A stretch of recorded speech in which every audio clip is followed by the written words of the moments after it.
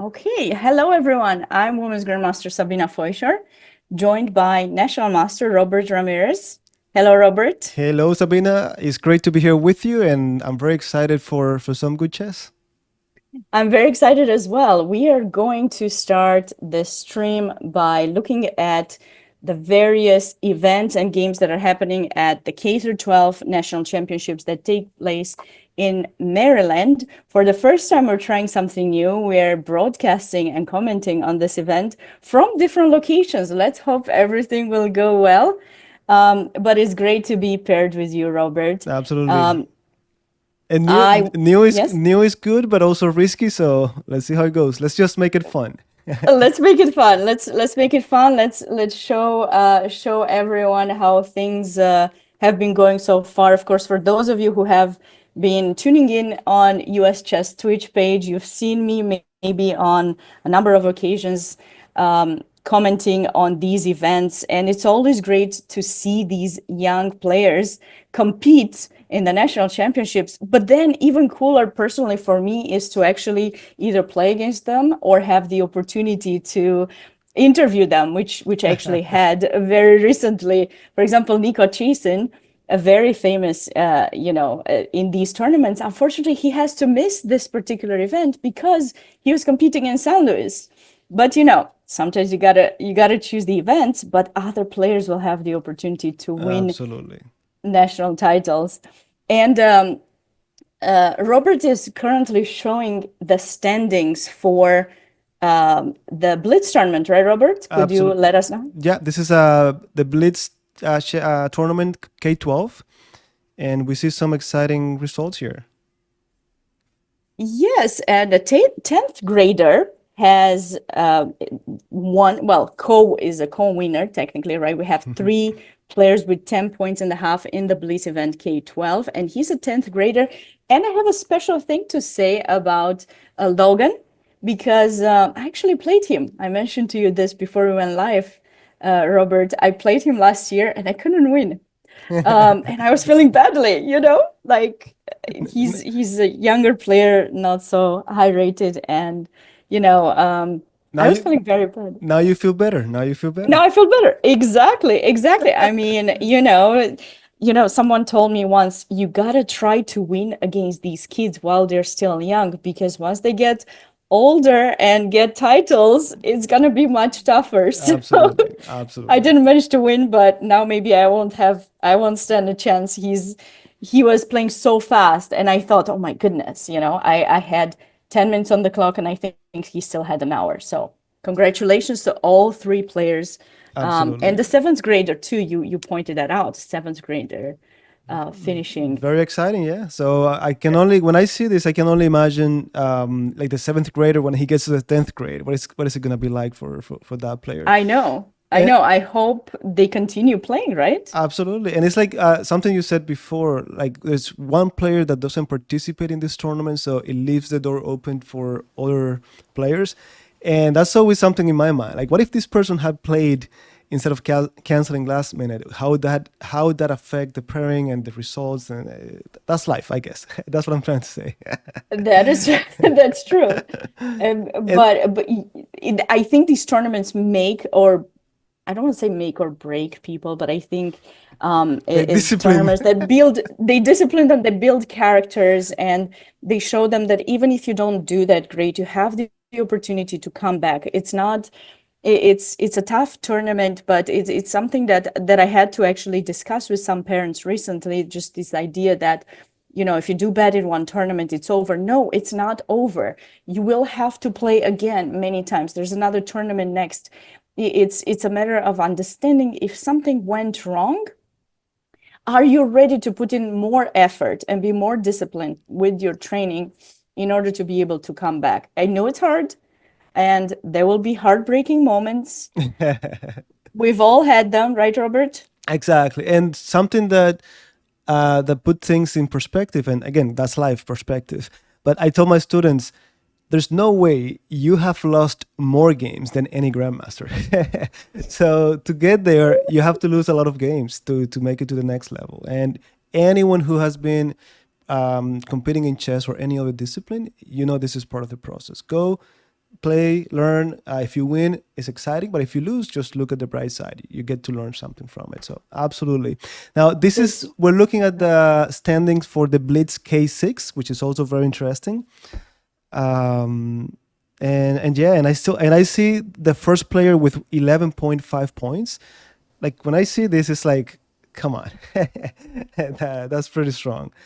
And Robert, I didn't get the chance to ask you these questions, so we'll learn a bit about you too. Did you play in any of these national championships or yourself growing up, no, or? no, because I was in Cuba until I was 16, and Mm-hmm. I did play some nationals in Cuba, but I started late. I started when I was like 12, 13, and by the time I got to go to the nationals, I was competing with sharks. So I did well I see. and so on, but I never top boards or anything like that.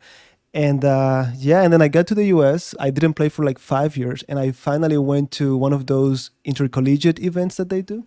I see. But again, good results there. I quickly made it to national master after that tournament, but not because I won the event or anything like that. So yeah, not there. But that's okay. That's okay, Robert. You're still improving and you're sharing a lot of your knowledge on YouTube, right? That's yeah, that's true. I take a lot of pride by sharing that. I put like 3 years of really focusing on chess, and whatever I learned, and then after by teaching and talking to other chess colleagues, I'm very proud to pass it down to new generations. So not only new generations, but I have a lot of students who are adult improvers who really appreciate any input, any tips that we can give them. 100%.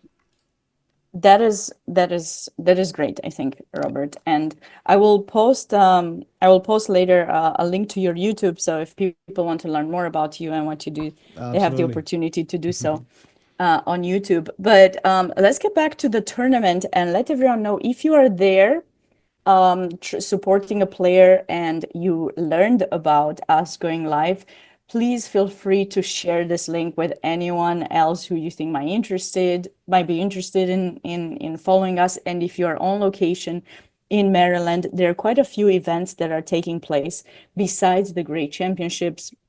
There were a few simuls that took place, I believe, by Grandmaster Rashad Babayev. The Q Boutique and the World Chess or US or World Chess Hall of Fame or US Chess Hall of Fame has a boutique and exhibit in the Skittles area if you happen to be on location. I happen to be in San Luis, so right now, so I actually can go check the exhibitions there. But for those of you, you can learn more about what's going on in San Luis as well, and learn more about the various exhibits that they have. So if you're in Maryland, you can check them out and find out more how you can, come later maybe to San Luis. Chess Kids also has game analysis, and you can also play Women's International Master Yvette Garcia Morales. And what else do we have? I think there are quite a bit of lectures, and there's the girls' club room. I cannot forget that because I'm usually going there. There's always simuls, and it's a nice environment for girls to kind of support each other and just have the opportunity to share their knowledge with each other. And also, I believe Grandmaster Irina Crush, I don't know if she's there for the whole weekend, but I know she's been there doing some simuls. So it's a wonderful opportunity to see the only female grandmaster in America for the moment.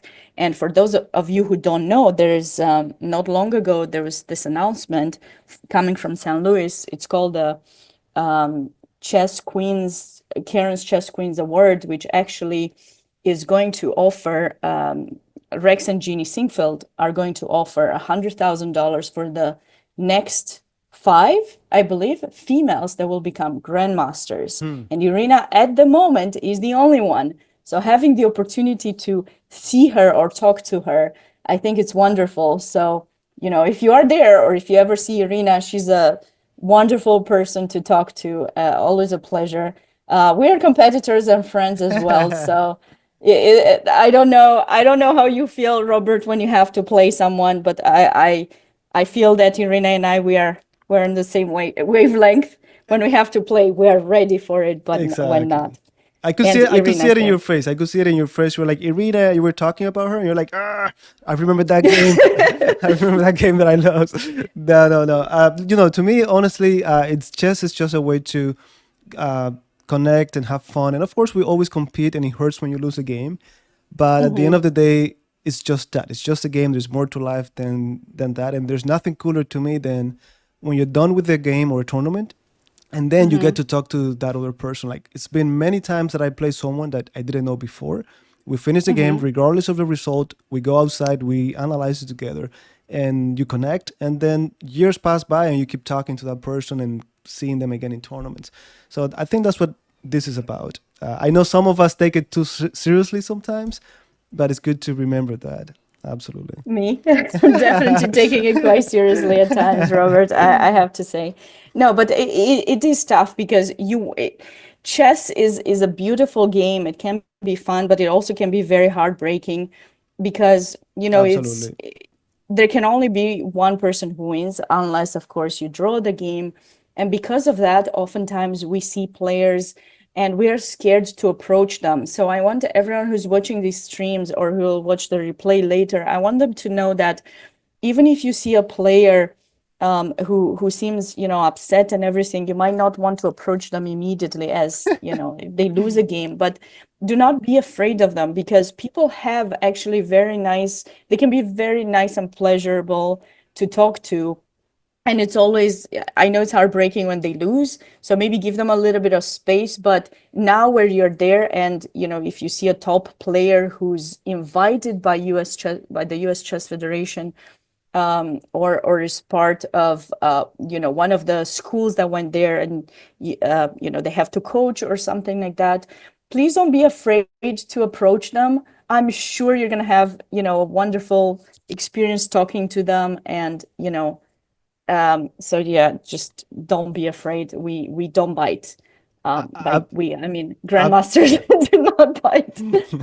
Absolutely, and I think this is important to also it's also important for parents, and I think sometimes parents, especially in the scholastics, they take it a little bit harder than the actual players sometimes.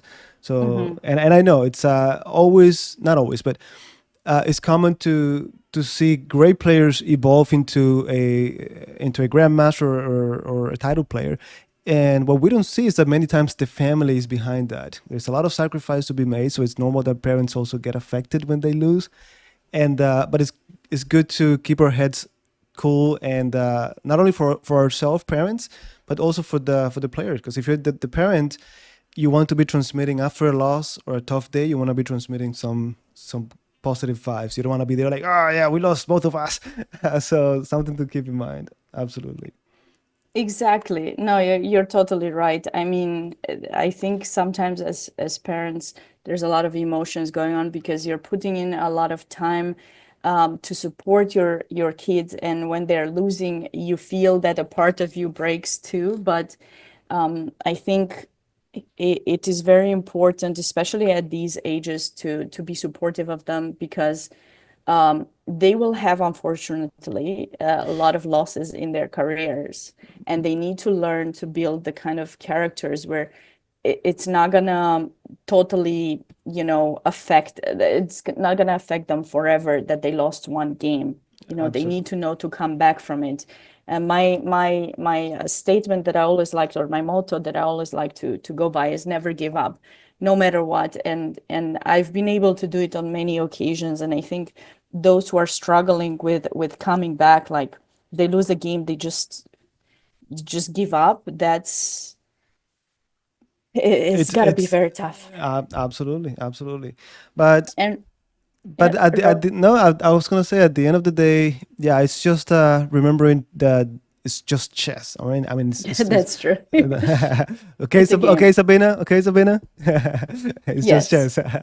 Nah, just kidding. All right, so definitely on that note, I wanted to go back here to the standings because Yes, there was no the games did not show yet. At least I don't have them, and I saw you don't either. I know. But we can catch up with the pairings. Let everyone know how they're doing, maybe, Yeah, no, as we're waiting. and I wanted to point out something. At least it's interesting to me how we have only one player in the lead so far. So this is a K-12. So I see Toshinori with 4 points. At least that's the only one that I see with 4 points.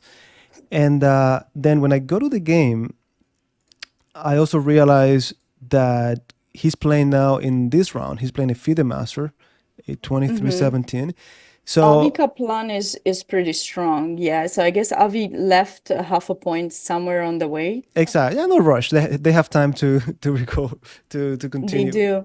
I have seen, I gotta tell you, I've seen in the past players who finished this tournament with close to 100%. So it's gonna be interesting to see whether Toshinori is going to be able to win this round or how that game will go. Exactly. You see, this is a classical. That's why I wanted to go to it. This is a classical example of what we were talking about. Like for both players, but especially for Toshinori, if imagine if he loses this game, like he must be pumped. He has 4 out of 4, so it's difficult when you're having such a great event, and then all of a sudden someone comes and says, "Hey, stop, go to the back of the line." So psychologically, after that, I mean, I'm not saying it's going to happen, but assuming he doesn't do what he expects this round, it could be very tough. And I've had students who they have that characteristic. If they start really well, they continue to do well. But I have students that if they lose the first round or the second round, it ruins the entire tournament. They don't have the ability to say, okay, that's behind us, let me turn things up. It doesn't happen. Of course, very specific individuals, but that's where family and friends could come in and try to support That's them, right? correct. Do you have players who play in this tournament, Robert? That I know of, I have 3. Okay. Yeah. So excited. Will you let us know if in case we see their games live? I was thinking about that. I don't think so because I don't want to. No? I don't want to Okay. point them out, and maybe their opponents are like, oh, I know. It's okay. I will read your mind and I'll know whether No, I'm Exactly. just kidding. No, no, no, no. I do have a few actually who I believe are playing. At least yeah, two or three in the academy that I'm teaching, but if we'll see if I'll let everyone know. And Let's check out grade 12th grade because in 12th grade we actually have 4 players who are on 4 out of 4. And I see a lot of names that I've seen in the past, actually. Evan Park, Evan Yin, Kent Slate, and Jaden Lang. All of these players are on 4 out of 4, and they're going to play each other. And we have those games live. So, what grade did you say? I'm sorry. What grade? oh, sorry, 11th grade. I'm 11th sorry. grade. Yeah. Yeah, yeah. Okay, I see. Yeah. Oh, that's true. We have 4 players with 4 points out of 4, and then Yeah, so that's a tougher one, but I guess we have to look at the number of players who are competing in the event too, because based on that, of course, you can have more players. exactly. And you said those games are live. Those games will be live, yes. So we have, for those of you who do not know, I'm just gonna, you guys can check out the live games on the, I'm putting it in the chat so everyone can see. That's a link to the live games, and please let us know where you're watching. If you're here, we'd love to interact with you. We're not just here each other. We'd love to interact with the chat. Let us know where you're watching from and whom you're rooting for in these tournaments. It's always nice to hear. You know, sometimes, Robert, in the past, the players would come in the chat once they would finish the game, of course, not during, that's not allowed. And they would just let us know how they did and, you know, wanted to discuss the game. So it's always nice to hear their own feedback. Absolutely, We're not going to get absolutely. them on stream, but we would love to read the chat and Absolutely. interact with That's them. what this is for. Not only to show the games and analyze them, but to hopefully we get to teach something or and pass down our That's knowledge as right. well. Yeah.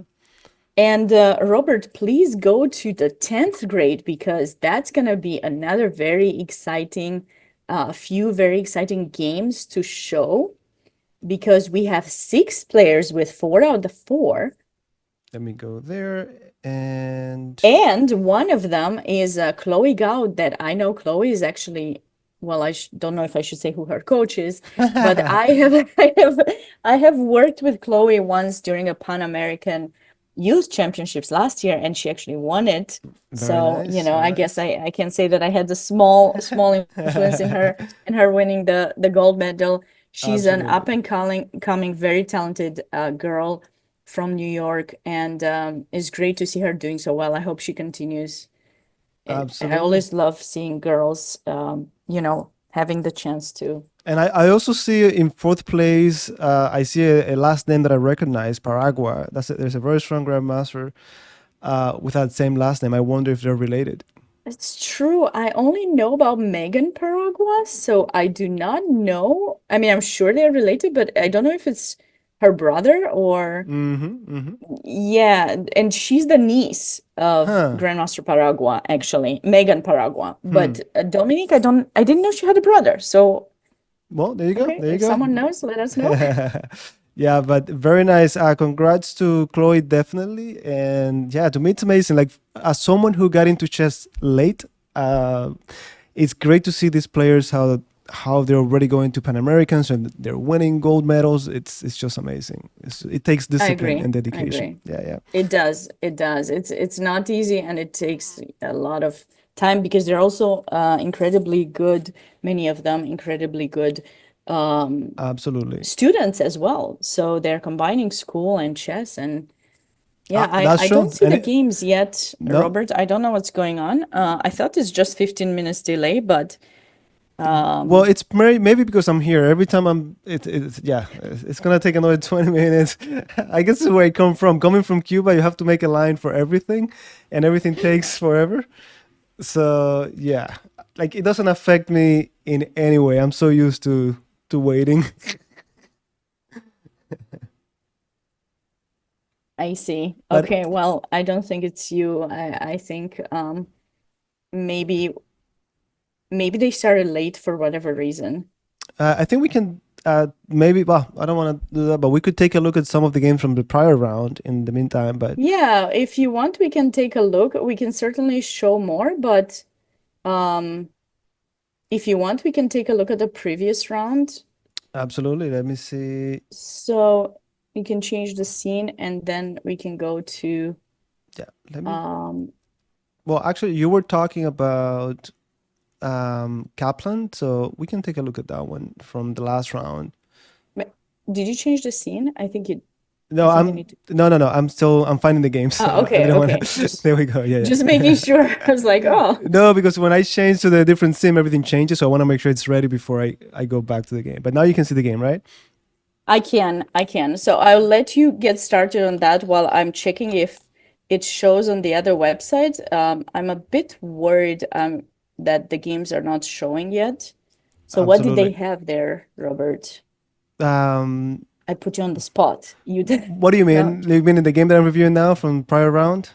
Yes. Well, I'm seeing Sicilian defense here, Mm-hmm. and we're getting into. So far, it looks like an open Sicilian. I say so far because yeah, knight f3 is definitely with the intention of playing d4, which is an open Sicilian. But I personally, for a long time, I played d3 here. Like after d6, I'll play d3 just to get into a King's Indian attack. But I think d4 was played, which is an open Sicilian. C takes d4, knight takes d4. This is just theory. I personally have always avoided these mainstream openings so popular like the Sicilian because again, starting late, I wanted to focus my time into what truly matters, the middle game and the end game, and avoid all the opening preparation. But yeah, this is looking like a Najdorf. And then b5, black is expanding on the queen side. A4 trying to disrupt that pawn structure and undermine the attack. Sometimes we see a4 as a prophylactic move. Like if you know your opponent played a6, this move could be to prevent moves like bishop b5 or knight b5. Mm-hmm. But we also know, come on, they might be trying to play b5. And Right. if you have experience, like I know both of these players have, b5 is coming. So you could be prophylactic, play a4, or you could do it after the fact and say, oh, you played before, let me see if I can take advantage of the fact that you push the pawns. And then that's why I've always stayed away from the Sicilian because it gets so sharp so quickly and there's so much theory involved that I prefer to just stay into something quieter. I always tell my students, if you're new to boxing, for example, you don't want to be at the beginning get in the middle of the ring and just throw punches because you don't have the skills. So I'm more like being stay away from that interaction so early. Set up your Hmm. pieces, then go for it. But very popular opening indeed. B4 quickly putting pressure on the knight, which is the same knight that defends E4, and then we have knight to D5. Very energetic. Pawn to E6. And of course, we don't want to continue to move that knight around. This is only move number 8. We should be developing castling instead of just wasting time with the same piece. So knight takes F6, queen F6. Black is happy to take back because we are improving our queen at the same time that we capture on F6. So queen F6, bishop E3, developing as quickly as we can. Bishop B7, hitting the pawn, and then we have queen to D2. Very interesting move because white is basically saying, if you want, take my pawn. I don't mind it because I'm ready to take on B4. Now, this is a very interesting choice because there are two things to highlight. Number one, central pawns we know are more important than side pawns. The center of the board is the most important part of the board, so we gotta be careful with giving up central pawns. But at the same time, it creates a very interesting dynamic. I think they took here, and then we took on B4. So in my eyes, what this is creating is a 3 versus 1 on the queen side. So I'm already thinking, if I get to an endgame, I'm going to be able to create a pass pawn. So knight to That's this. true. Yeah. No, I mean, I like this because like usually it is black that ends up playing quite a lot on the queen side, I Mhm. think in the Sicilian. But here, white staying with the two pawns. I think this is more rare or has become more popular lately because I wasn't quite aware of this particular plan and I see it now and I'm I'm enjoying it actually. It's double edged, right? With a different pawn Well, structure, you're moving a lot of pieces with black. I mean, a lot the light square bishop, the queen out, but so does white, and you absolutely, know, absolutely. And welcome and to the Sicilian. That's exactly what I'm talking about. It gets so crazy all of a sudden. So yeah, yeah. And I mean, there's some players who really enjoy this and they excel in these kind of positions. There are others that don't feel the same way, so you should maybe stay away from these. But yeah, I don't know, Sabina, how you feel about this king in the center so early, but I wouldn't feel that comfortable. Even if you told me, hey, this is the best way to go, I wouldn't feel that comfortable. But no, I mean, I agree. I agree. I wouldn't. I don't know. I've seen recently this game that was played here in the San Luis Masters, where I was doing a different kind of work. And there was a beautiful game that took place yesterday. It was not the Sicilian, but it looked like something that could have been something. There was a king in the center, and then both F and D files were opened, and both and the white's king, both whites and black's kings were in the center, and I just didn't know who was better in that position. There were double pawns. Both sides had double pawns on the E file, and that came out of actually a gioco piano, which you don't expect gioco piano to really Italian to get to something like that, but just to compare, it's that kind of a position with two kings in the center, and you don't know what's happening. Of course, you can look at the exactly, engine, but yeah, we're but not gonna do that. exactly, Uh, exactly. And and they just try to. and going back to the Duke piano, I think it's just that these openings, Duke piano, the Sicilian, they're so popular Hmm. that they keep coming up with new ideas. They study them Hmm. so much that, and then 3 5 years pass by, and then you see completely new positions. Like the Yuko piano, I remember when I first started. I'm saying Hmm. 2004, 2005. Yuko piano is something like beginners should play. Okay, this is your starter pack. Get the Yuko piano and play chess. But Hmm. now it's like they have improved it so much with the engine and the analysis, and we see it a lot at the top level. We see it a lot in every level actually with brand new ideas. So yeah, nothing crazy so far. Developing the knight. White is basically saying, I don't like you here. So pawn to f3, bishop. Rook b8 hitting the queen, and at the same time we're creating an available square for the bishop to go back to. So rook b8 in between move. I see that the engine didn't like that so much. Queen to d2, and then bishop goes back to b7. Now, up to this point, I still feel more comfortable with the white pieces. I feel like I'm ready to castle anytime, and I really enjoy this pawn majority. I think it could be useful to put an emotion in the middle game, but also in the end game. It could give you that outside pass pawn where the king has to be worried about it. So this is just me thinking about the end game. Bishop e2, bishop e7. Now, my eyes went very quickly to queen h4, but of course, bishop f2, nothing to worry about. Castle, there we go. And now the question is, this is the question that I get a lot from my students. Okay, I got to the middle game, I did what you told me, I developed my pieces, I castled. Now, what do I do? And then, of course, there are things that we have to look at. And one of them is the pawn structure. Typically, the pawn structure tells you what to do, what side of the board to play on.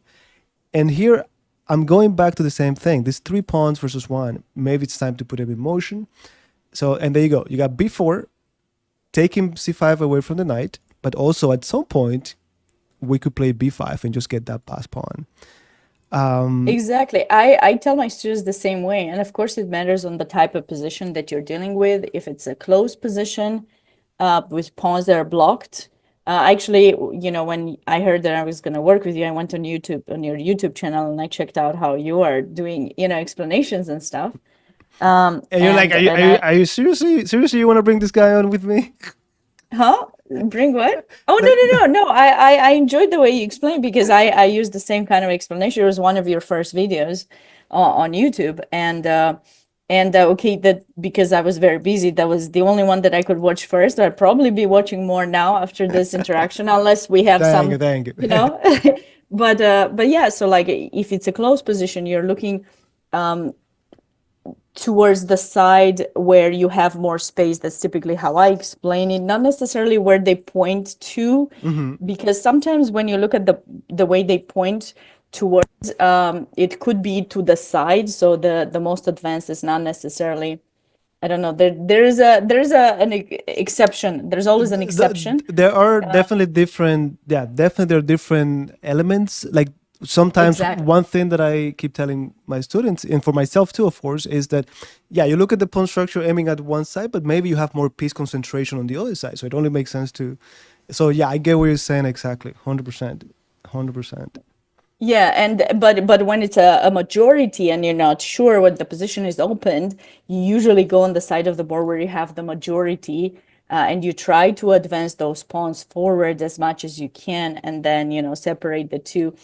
And also, of course, recently I actually have been teaching my students how to attack when the position is more opened, and attack with the castles on the same side, because that's more tricky. You don't, if it's symmetrical, right? You sometimes can still find a way to attack kings on the same side. So that's 100%. something else to be added. And I just wanted to let our viewers know, because I think some of them are still wondering why we're still looking at the previous game. I kept refreshing pages here, but I also got response from Brian, who was mentioning that the moves will come in a few minutes. There was a late start, it seems like.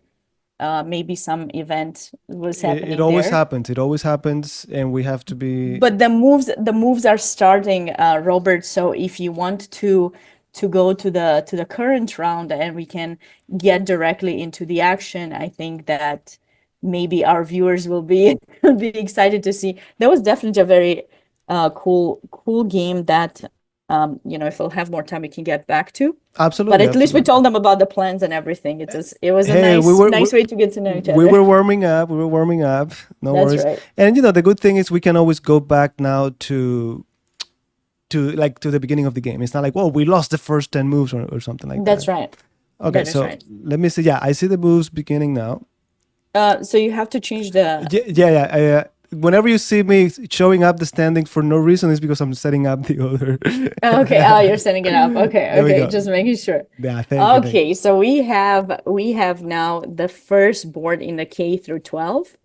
Exactly. And this is the game that we were talking about at the beginning. We have Toshinori with 4 points. I think is the only player with 4 points in that section. That's correct. And playing FIDE Avi Master Kaplan. Avi Kaplan. And you told me that you know Kaplan, so you know it's a I mean, I don't know him, but I know I've done commentary for the for these games quite a lot. So there you go. So you feel like you know him. You should, I feel like, yeah, it's always nicer to see to put a face to the name, of but course. sometimes you gotta work with what you're given, and you have to make the best of it. Absolutely, absolutely. So And yeah, so here we see this game just started, and just by looking at it, we're gonna go back to the beginning. But this looks like a closed Sicilian, and this is what I was saying at the beginning. For me, getting into chess late, I would appreciate more something like this, where I'm not necessarily attacking right away, creating confrontation. I'm setting up my pieces. Only when I'm ready, I'm going to start putting pressure. But again, that's me. That's my style. It doesn't mean that's the way to go. And also, I want to say it's very interesting for. I want to dare to say Toshinori is the underdog here. It's interesting to be playing such a solid approach. If I'm playing someone that I think is more experienced or stronger, I wouldn't want to be playing the open Sicilian. So maybe you play something quieter like the 93, which is a closed Sicilian. So 92, the Fianchero. I do play a lot of these openings with the Fianchero. I do enjoy it a lot. And I can see here how it's taking that shape. So far we have Sicilian, closed Sicilian on the first board. Then I don't have anything else. Yeah, I see board number 3. This is also from K-12. yeah, and I also wanted, Robert, there's someone in the chat, Steven, is asking if how the games are. So I want to let you guys know, but probably this question will come back again. So we have 4 boards in K through 12, and then the next 4 boards are K through 11. And then we have 3 boards in every section until, well, actually, just 3 boards in K through 10 and 3 boards in K through 9 and K through 8. And then it's 2 boards in each section going down all the way till board 28. That's the only first board in K-12. So number that is 28 would be K2, K2, right? K2. K2. Exactly. Did I say 12? Yeah, 2. Yeah, exactly. There you go. All right, so this one, I'm going to go, since this is the beginning of the round, I'm going to go through the different games just to see what openings are more popular. Yeah. As I was, I'm sorry, go ahead. Go ahead. You go ahead. I'm sorry. No, I was just going to say, as I was saying at the beginning, I'm traumatized by the Sicilian. It's so You're popular. traumatized? Oh, so you want to avoid the Sicilian? Someone was asking in the chat, and we can go to game 5, I believe, Robert, if you want to. Absolutely. Someone was asking if this is Evan Park, the one who's done an amazing job in the US Masters, and that is the person, exactly, indeed, that is the person. Evan Park has had a great tournament in the US Masters. Exactly. I actually played him myself not long ago. Unfortunately, I lost. Like I said, if you don't get them when they're younger, you lose your chance. Exactly. And then he plays against Evan Yin, and we have a Joko Piano. So I'm trying to help you out here a bit. All I can tell you is that Evan is gonna win this game. Oh, it could be a draw. So yeah, none of the Evans. No, we're gonna have a winner. We're definitely gonna have an Evan win this game. We don't know which one, but it could be a draw. It could be a draw. So I'll give you that. Well, there will be 1 point made by Evan, right? There you go. All right, there we go. Yeah, you saved that joke very nicely. So I try. Yeah, I don't know about chess, but you're gonna get some bad jokes here and there. My mom always wanted me to become a Hollywood actress. So, if you know anyone who's hiring, and, I would love to. But for now, this is what we got. This is the only camera. This is what you get. This is what you get, and hopefully it's a pleasurable side. All right. So this one, by the way, since we're already in this game, this is a Vienna game, knight c3, knight f6. Now, again, I like to play this one with g3. A lot of people enjoy f4, which is the gambit. It could get very tricky. But in this game, we see bishop c4. Yeah, Vienna is very popular these days. I see a lot of people. I call this the Vienna delayed. I'm not sure. Is that how you call it? I'm going to trust you. Okay. I know knight Yeah, c3 I is the thought it was Vienna. Joko That's it. Piano, but then I didn't pay attention to there's no knight in f3, so I apologize about that. Nobody corrected me yet, so that's good. I saved that part too. No, yeah. So yeah, no knight on f3. So Vienna. Then of course it could transpose if you see knight f3. Uh, Right. but this is what we Like got so four far. knights maybe, but Correct. Correct. And let me see. Let me go back. I don't want to drive you all crazy, but I see some games coming in now. So once more, we have. yeah, some of the games do not have, by the way, moves. I'm looking at them myself on my computer here. Yeah, maybe the player hasn't arrived. It could be. Um, Yeah. Board three, we have another Sicilian, e4, c5. And I wanted to say here, we have one of those anti-Sicilian systems like the Alapin, which Mm-hmm. this is the first approach I used against the Sicilian when I first started. Simple, pretty effective. I think Irina, you were mentioning her, very strong grandmaster. I think she's a big believer in the Alapin. I don't know. I think I've seen her teach it or play it, but I don't know. I'm making that connection. Maybe I'm wrong, but Do you anyhow, do you mean by with white the white pieces? yeah, I don't know. Maybe she has a course on it on the Alapin. But That I do don't. not know. I knew Alisa Melechina. Hmm. She's a FIDE master. She hasn't played in a long time. But she was Also a big. very famous But she was lawyer big now. on the Alapin. Um, I believe so. I believe she had some nice wins in the Alapin, Okay. Well, all even I. against Grandmaster Shabalov Oof. or so. But Yes. um, yeah, I do not know about Irina because Irina typically is playing d4 or c4 No, first move. But maybe I'm wrong maybe she there. has. I don't know. I Ma- do not know. Maybe in the past, but the one thing to take away from this is how you have options. You don't have to play the main line in the Sicilian. Alapin is one of them. We already saw first board with knight c3, which is the close Sicilian.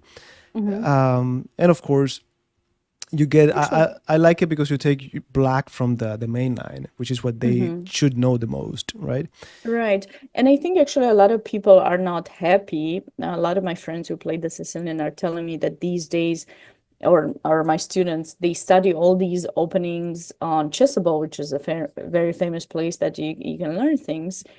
And they're telling me they're studying all these things, and then nobody really plays open Sicilian. So all these Exactly. sidelines are very important. Once I had this coach that mentioned to me when I wanted to learn to play e4, e5, he was mentioning to me, Sabina, you need to know all the sidelines first. You need to know those very well, like King's Gambit, Hmm. Danish Gambit, Vienna, what other gambits there are. And then Evans Gambit, Scotch Gambit. Scotch, yeah, but he was like, Scotch, Rui Lopez, and well, mostly Rui Lopez and Italian, maybe Scotch too. Those are things um, will that you can make some adjustments for because Okay, there are various lines you can choose with black at some point. of course. But in these gambits, there's usually one good line, and if you know it, those gambits will not give white any advantage. And typically, when you're choosing to play with the white pieces, you try to get a bit of advantage.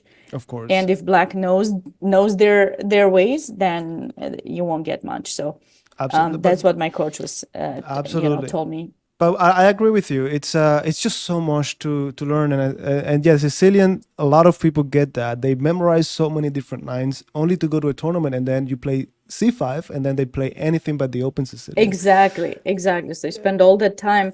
You need to be wise with your opening preparation. There's way more emphasis than when I grew up on Absolutely. openings, and I'm not the biggest fan, unfortunately. And I know that someone who will be listening to this will not be very happy that I say that, but Well, we're seeing. I like it's that we're okay. seeing different openings. At least in the first few boards. Now we're seeing here um, another fianchetto, right? So this is looking more like a Catalan to me, with G3 and then Bishop G2. Whenever you see these kind of setups, to me they're more like quiet, more strategic, more positional. So Hmm. many times it depends on your personality, on the kind of player that you are, what you're looking for. What else do we have? Okay, this one we saw it already. Then board number 6, and I think this is already K11. And we have slate. Oh, I think I went a little bit off here. Yeah, yeah. Made a mistake Okay, here. you're good. You're good now. There we go. Great. So we What did have we have? Karokan. Oh, this is Caro my Can. one. This is My a favorite. oh really? There you go. There you go. Well, it's a very popular one, and I'm pretty sure there's a reason for it. Especially if you are a fan of Karpov and all of these legendary players, you gotta appreciate the Caro Can. There we go. D4, D5, pawn to E5, advanced variation. Now, Sabina, you as a Caro Can player, how do you feel about this advance? Is this something? Is this like the line that you want people to play, or is this the line that you don't want people to play, or you just don't care? But if I share that and someone's watching, they will know next time I play it. So I don't know. I'm always scared to share these things. But I'm gonna take that as you don't like that one. So you don't want people to play it. no, no, I actually don't mind it. I have this love for the Karokan. I actually for many years I wasn't playing the real Karokan. I was playing the Gurgenidze variation with G6, Mm-hmm. second move, and then third move D5. Mm-hmm. And I have this beautiful story that I will always keep to heart because there was growing up. I come from a chess family, so Hmm. my parents taught me to play chess, and they're international masters, and that has been something that helped me, you know, become stronger as a chess player. But there was a bit more, even more pressure when when you're a strong player Of course. and you're part of a chess family. There's a lot more expectations maybe than if the parents are not. I don't know exactly, let's say. But I remember there was this girl I was always losing to as a kid. There was a player who always got the chance to win against me. And I remember one time my mom showed me this Gurgenidze. So if you want to put it on the board, it's like d4, g6, and then knight c3. So no, e4, no, e4, E4, c6. C6. Yeah, d4, g6, and knight c3, or pretty much any move that white plays, you end up going d5.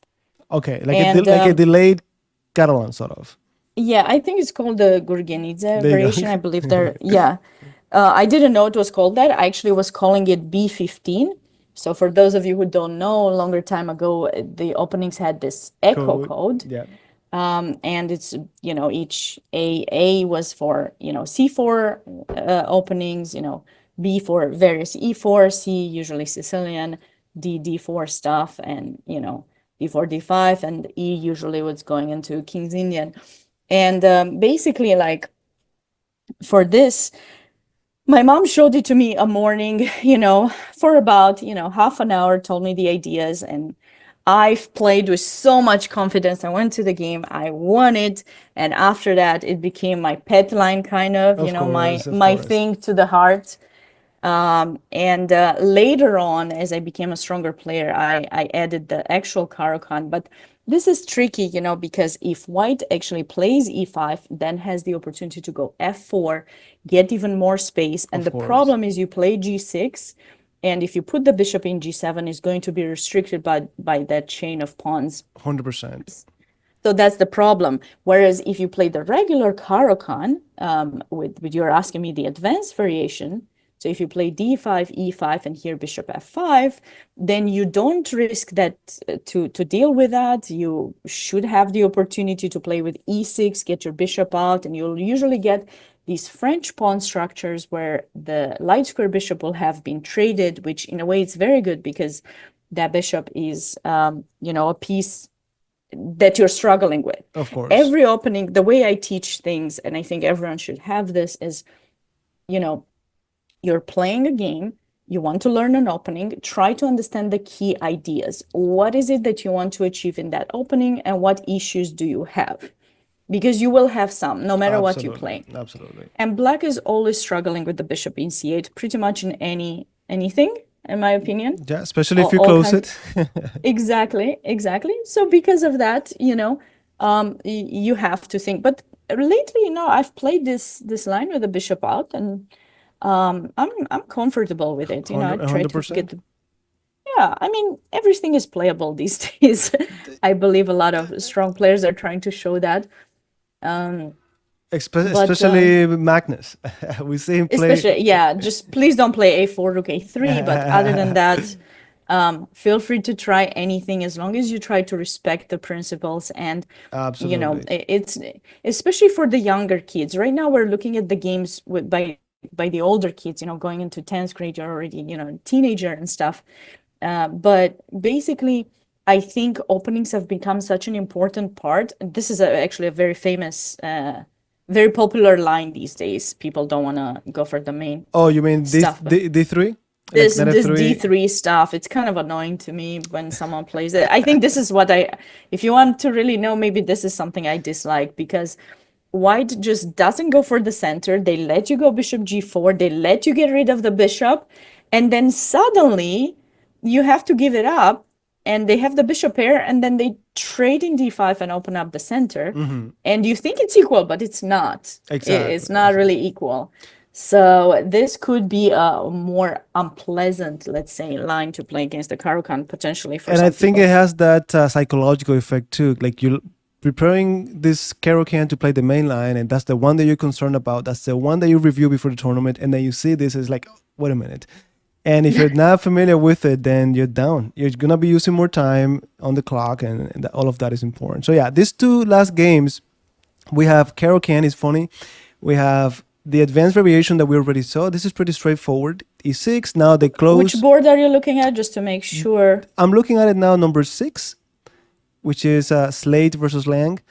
And then on board number 7, they're also playing the Caro-Kann, different line, of course. I'm going quickly through the games because there's nothing deep so far. We're just playing the opening. Then board number 7, we have another Caro-Kann. And this is an international. Oh, there was a draw, Robert. Sorry to interrupt you. Oh, There they was a stopped. draw. They lifted. They left it there, right? They what? What do you mean the draw? What board? No, a draw, a result. There's a result on board 8, Board. which is board 4 in the K through 11. That's the one that I was going to next. Okay, there you go. Oh, I'm so sorry. No. I'm glad that you told me because I didn't know. But I was going just to see the beginning of the games, and there is already a draw. Yeah. I want to see what happened, because this is I just saw it and This I was was like, oh, this was this very position quick. Yes.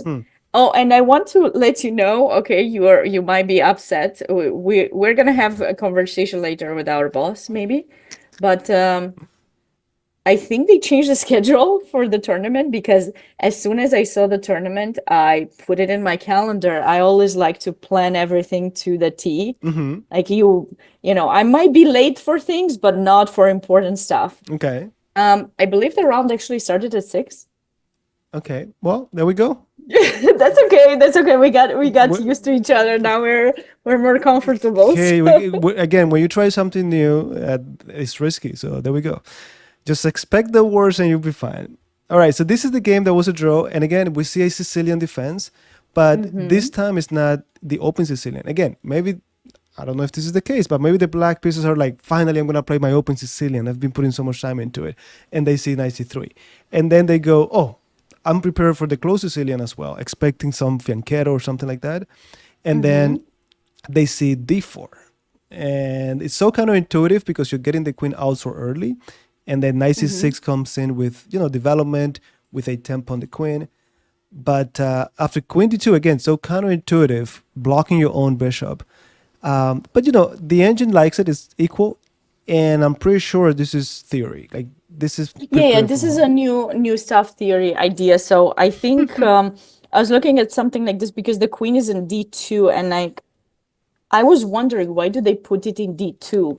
Is sometimes they put it in d3 in order to be able to switch over. In d2 is blocking the bishop in a way, but it's not blocking the light square bishop, which you want to maybe place it in d3 or b5. Yeah. So I think white is trying to figure out what's the best placement. I think I've seen it go even to e3 sometimes. I could be wrong, but I think I've seen queen e3 too. Absolutely, makes sense.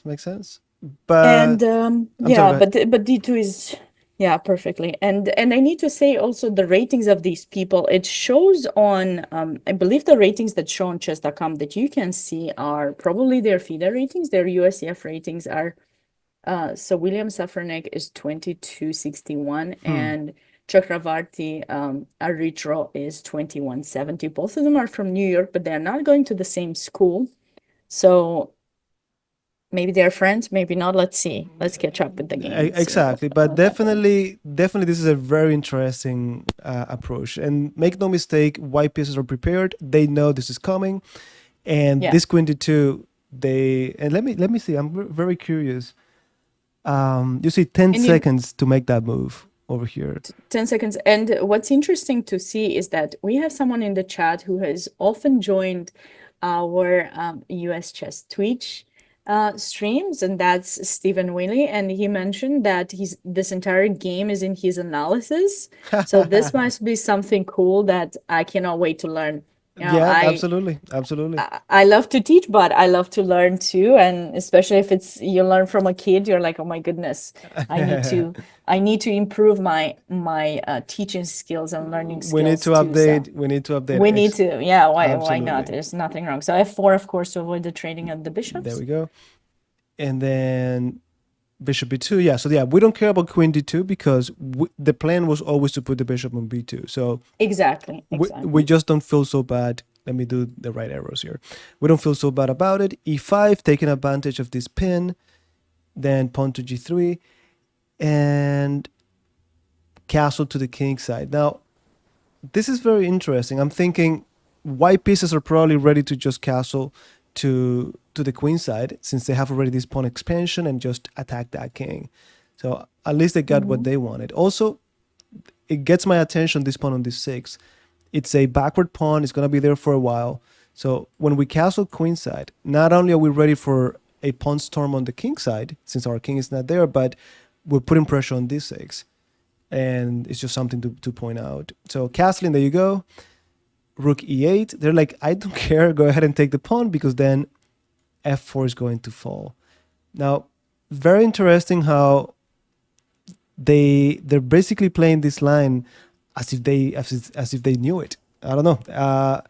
Out They're playing it really fast. No, I'm pretty sure they know it. This might be an accessible course, and I feel like we should, well, but it should get updated. And every time we mentioned, if only, we would get a donation or something every time we mentioned Chessable, that would no, that would be. but even if that's the case, I understand if one of the players, like the white pieces, really prepared this. But Mhm. seeing that the black pieces are also playing it fast, it tells me they both were prepared. Mhm. Unless maybe they were like, "Hey, man, we go to the same school. Let's just play this very No, no, popular no, but line they're and not. draw." They're not. At least on the standings, it doesn't show. They might be friends. Let's see. Okay, so So knight 94. d4, 92, Uh-huh. challenging that knight, I want bishop to see how that g4. knight got to h7. Like that's what I Yeah, want yeah, to yeah. see. I'm still probably some knight. Okay, 95. I Now don't know. this is interesting. Bishop g4 pins the knight to the rook. There's also some Mm-hmm. weak square on f3 here, so knight f3, bishop f3 could be pretty annoying. We got knight takes d4. Take my rook if you like. That's pretty bold, actually. That's pretty But he bold. didn't take it, did he? No, they just Ye- took on d4. So Now, what happens if black captures the rook in d1 after knight takes? okay, so that's a very interesting question. Um, Knight takes, maybe knight takes d1, and if you take the knight, then queen takes d4. No, but then yeah, yeah, bishop and then g7. and then Yeah, but the bishop can go back to g7, right? yeah, but this has to be pretty.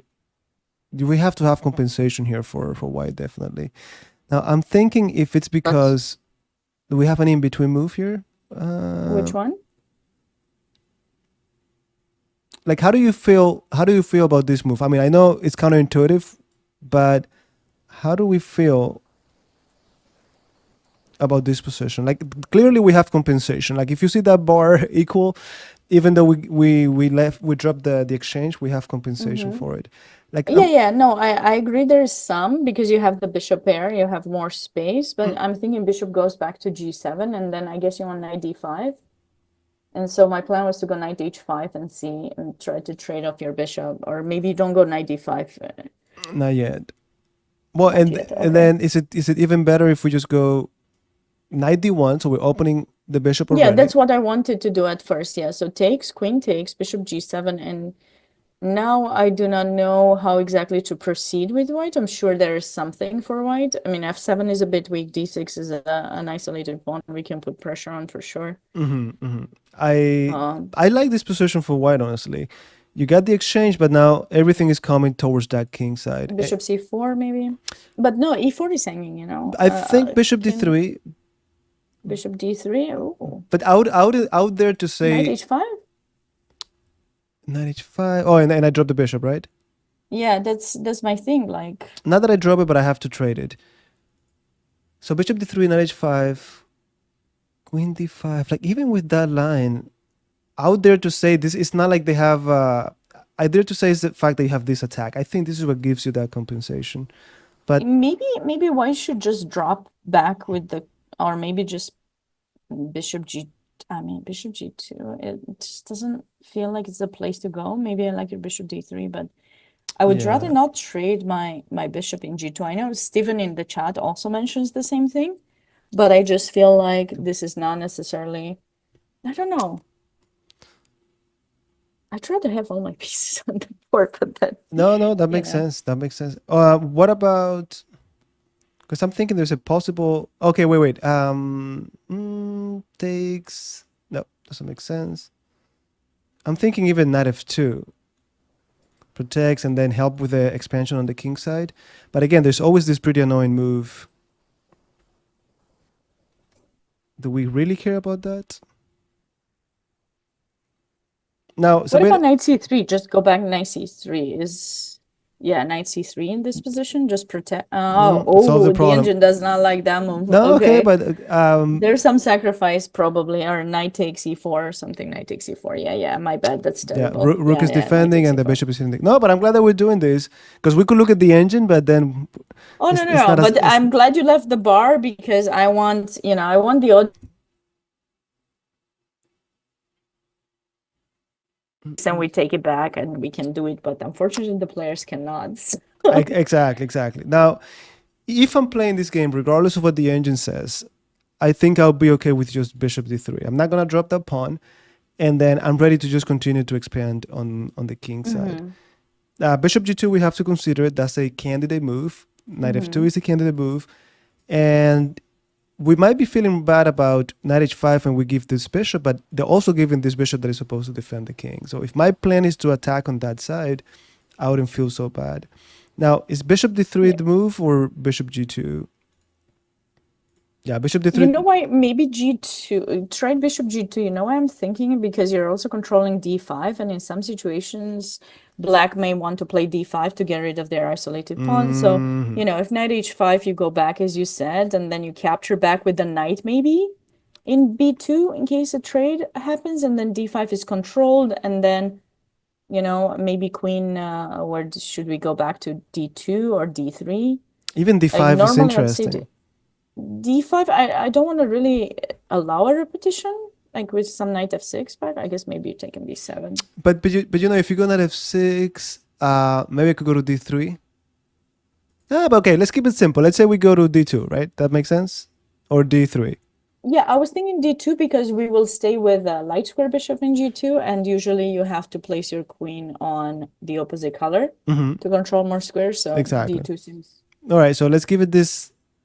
And here, I don't know if to take with the knight or with the king. Typically, I would say knight to go to c4. Exactly. But what piece do we want to go to d5 later? Maybe, I mean, I think I would still go knight though. I'll go Knight. knight. Also, I don't like having my king out there, and this queen can always come in with some True, annoying true. checks, So right? knight takes b2, rook d1, knight c4, and But yeah, white will have plenty of move, compensation. look, didn't Oh, like it. Didn't like. I mean, but you see, let's leave it like this. Let's say we play knight b2. Engine doesn't like it. It seems like king b2 was the move. But the point is, this is something that maybe for you is like, oh, so basic. But I heard this once, and they said if you have a position where one side is down material, like in this case, we just gave the exchange, and the evaluation is so pretty close to even. That means it's going to be tricky for black in this case to defend. There's some compensation there. So even if you don't put the right moves like knight b2, you still have compensation, and I think it's going to come from this g4, h4, h5. I agree. Right. Yeah, So certainly. I don't like. I could be here. We could be here with the engine giving you the exact moves, Yeah. but in realistically in an actual game, you have to be okay with understanding. You know what? I have compensation because of the attack on the king side. I'm gonna trust the process and have fun. I agree. So that's that, and that's also an So let's elegant. catch up with what happened then in that position Yeah, because we have knight d4. The e takes d4, so they respected. Black respected that, and they just took with the pawn. Queen d4 is like, go ahead and take it. If you want, go ahead and take it. They could have tried something like 92, but they're not concerned. Bishop g7, and now they don't want it anymore. And then rook to c1. All right, so you had it, you didn't take it, now I'm going to save the rook. It's very interesting to me that they played rook c1 instead of rook e1. What's wrong with rook e1? maybe d5 at some point. Yeah, but I mean, I'm happy with e5. And this pawn Or is going maybe to... knight takes knight But it's knight possible takes now too, e4. right? Is that an option? But it's also possible now. I Yeah, mean, yeah, but at the end there'll be knight d2. Is that what was played? I didn't check. let me see. 94 was played. Yep. Yeah, but you see, if the rook is on d1, Robert, then at the end I think black will have knight d2. We can go on the line to And see the how rook is it's going. hanging, right? Exactly. Yeah, I think so. Okay. I think that's the reason. That's the main difference. So 94, you move, and then there's 92. Oh yeah, because I cannot go anywhere to defend that rook. Exactly. And I think there probably was some queen takes g7 after rook c1. That's actually kind of why. So probably white was fine with the draw in this game because rook c1 was played quite fast, I believe. That makes sense. That makes sense. Like let's say we go something like queen g1, which is pretty ugly, but right? And Okay. no, I just want to show because sometimes we see Sure, it sure. and we just go fast, and maybe the audience is like, oh wait, show me the line that you're talking about. So it's all about Right. this rook hanging here. So I guess white just realized they made a mistake, and they said, okay, let me just go rook c1, Rook c1. Hmm. queen g7. And that's how they got it. That's how they got the draw. That's Knight how they got takes. the knight there. Yep, knight f6. Yeah. This is way too okay. They're teaching us a cool way to make a draw, so Yeah, this is just amazing to me. Like if I calculate this line, I'll be like, yeah, knight f6, and I don't see anything else. It cannot be it. I But wonder in which course this is. Steven in the chat, if you're still there, let us know, you know. We'd love to find out yeah, no, some I extra think stuff. Stephen is just messing around with us. Like No. Steven has had some great games in the past, but I don't know. We'll see. he's teasing us. Like the whole thing in your study. Come on, this is a lot. And then they repeat it here. Robert doesn't believe it. Robert doesn't believe it. He doesn't. When you do your YouTubes, Robert, do you usually prepare your YouTube videos or do you also stream? No, I do both. I do both. Yeah, You do both. Oh, okay. But anyone who knows me, they know I'm not a fan of memorizing too many lines or anything like that, right? I like to understand the principles and the ideas behind the opening and the middle game, and just play chess. So when I see someone preparing this far, it's like, wow. You don't believe it. Though I actually I admire them. You admire them. Okay. I felt maybe you get too much trolling in your chat, and that's why you don't believe. But no, Steven is saying it was home analysis. Oh, I was preparing for a game.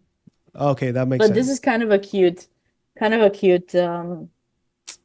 finish there. Yep. Very interesting. Well, Very, very nice. Now, what happens here if they go king e7? We have bishop f6, right? yeah, and I think you just stay with a piece down that knight probably escapes through f6 later. Exactly. Very nice draw again. Very interesting. Even if it was prepared, I think we all learned something from this game. So that was really nice. There we go. A game that seems okay, I'm just looking at the bar to try to choose the next game to go to, but it was the one from Evan Park, and which is board 6 on your, if you choose board 6. Okay, so this is a game that we were looking at before. Yes, because a couple of things I believe change maybe, or maybe not. Okay, you said, but this is not Evan, right? This is not Evan's game. Oh, I'm sorry. Maybe it wasn't. Oh, no, no, no. Wait, it was lower. I think it's five. It's five. Yeah, yeah, yeah. This is the one that No, started no, no. as I wanted to go to board six, I believe, actually, is board six. okay. Is So that's Jaden? and Kent Slate. Yeah, Yes, that is the one. that is the one. Yeah, this was the Carol What are we Can. having here? This, yeah, this was what I played this line many times with the black pieces, and I need to tell you, if you go back from the start, there are some interesting things here. I played it in a US championship once the first time, and then I played it on a couple other occasions. So everything is theoretical, basically. Mm-hmm. White plays this H4 move, and yes, so personally, I don't play E6 first, and I made this mistake so many times. And once someone caught me when I was playing a blitz game, and I was like, what did I doing wrong? So in this position, personally, I believe the best move for black is to give this queen a5 check first. Right away. Yes, because when you give this check, you have the opportunity to, after that, go queen a6, try to trade the queen, and white will go Hmm. c4. And in this moment, white has to decide what to do, because if they play c3, they waste a move. If they go bishop d2, they move the bishop. If they play knight d2, then they block the bishop from going to g5, and bishop g5 does not happen with tempo. So I think this is kind of the way to go. When you play e6 first, instead of giving this check and bringing your queen out, if you allow the bishop to go to g5, what's happening now is that white will have the opportunity to develop that knight to d2 later, like it happened in Hmm. this position. And that bishop in g5 is very annoying, because the you don't really want to play bishop e7. We are talking about this kind of pawn structure earlier, where you are having a Caro-Kann slash French type of pawn structure. You got rid of your light square bishop, which is technically your bad bishop, but you do not want to trade the dark square bishop, even if there's another rule that says when you have less space, you should trade as many pieces as possible, right? But you Correct. don't want to trade your good pieces. And the Correct. the dark square bishop is black's good bishop, and you don't want to trade it. So black is under some. Personally, if I would play this with black, I would not feel as comfortable. 100%. And Um, I can see yeah. how annoying that could be. And I'm glad that you said that because I was going to ask you Okay. in this line where you say, "Oh, go queen a5 first." Mm-hmm. I was going to ask you, okay, but why do we want to trade queens? But now I see it makes a lot of sense because if we trade the queens, and also that's why white doesn't want to trade it. If we trade queens, we are left with good bishop for black. And for those of you who are not that experienced yet, we say this is a good bishop because the pawns in the center are on light squares, which means our bishop is going to have pretty nice scope. For white, on the other hand, they have their pawns locked on in the center on dark squares, and that makes this bishop pretty bad. So you can see how in this line, this bishop is really bad to have for white, but then in the other line where they go e6 bishop g5, now all of a sudden that bad bishop is so powerful. So it's just something to point out. Again, I know some people are not that comfortable with that yet. So yeah, that makes sense. So don't allow them to develop followed by 92. Exactly. And not just that, also with the queen in a6, so white does not want to trade, they go c4. And it's that pin that's actually going to be a bit troublesome for white after you go c4, because in a way you are giving yourself more space, but in a way you are stuck. So you have to play b3 later. The bishop in d2 is not ideal. You want to trade it. So that's why bishop d2 is not usually the move that's played there. It's knight d2. Exactly. Because that bishop you want to play b3 and then bishop a3. You want to trade that bishop, and you need the c4 pawn to be protected, because here you see if you play it in this way, Robert, I believe I can actually take it. You mean I can take it with the queen right now. queen takes c4? Yeah, if you play c4 here, that's why you have to play knight d2, not bishop d2 in that position after queen a5. Exactly.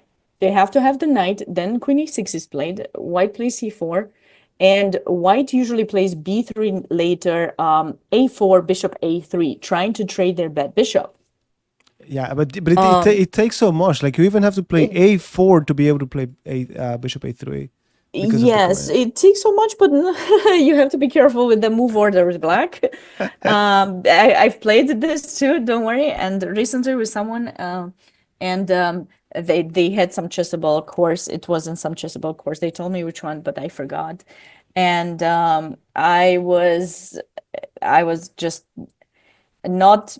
I didn't play the best. I was thinking during the game, You what's were the out of, best? yeah, yeah, yeah. It's difficult to Yeah, put I this have. on the board. It's Yeah, you just have some difficult. ideas, but you have to be super precise, and I E- guess that position is super Exactly. well analyzed. And if you're playing, and you know, this is a line that's become quite popular, so that's why I wanted to kind of make point it out. And Hopefully, and I Jake keep and some. saying the same thing. I keep saying consider not playing this main opening so much because then you play. Yeah, because it happened to me that you go to a tournament. I had a student.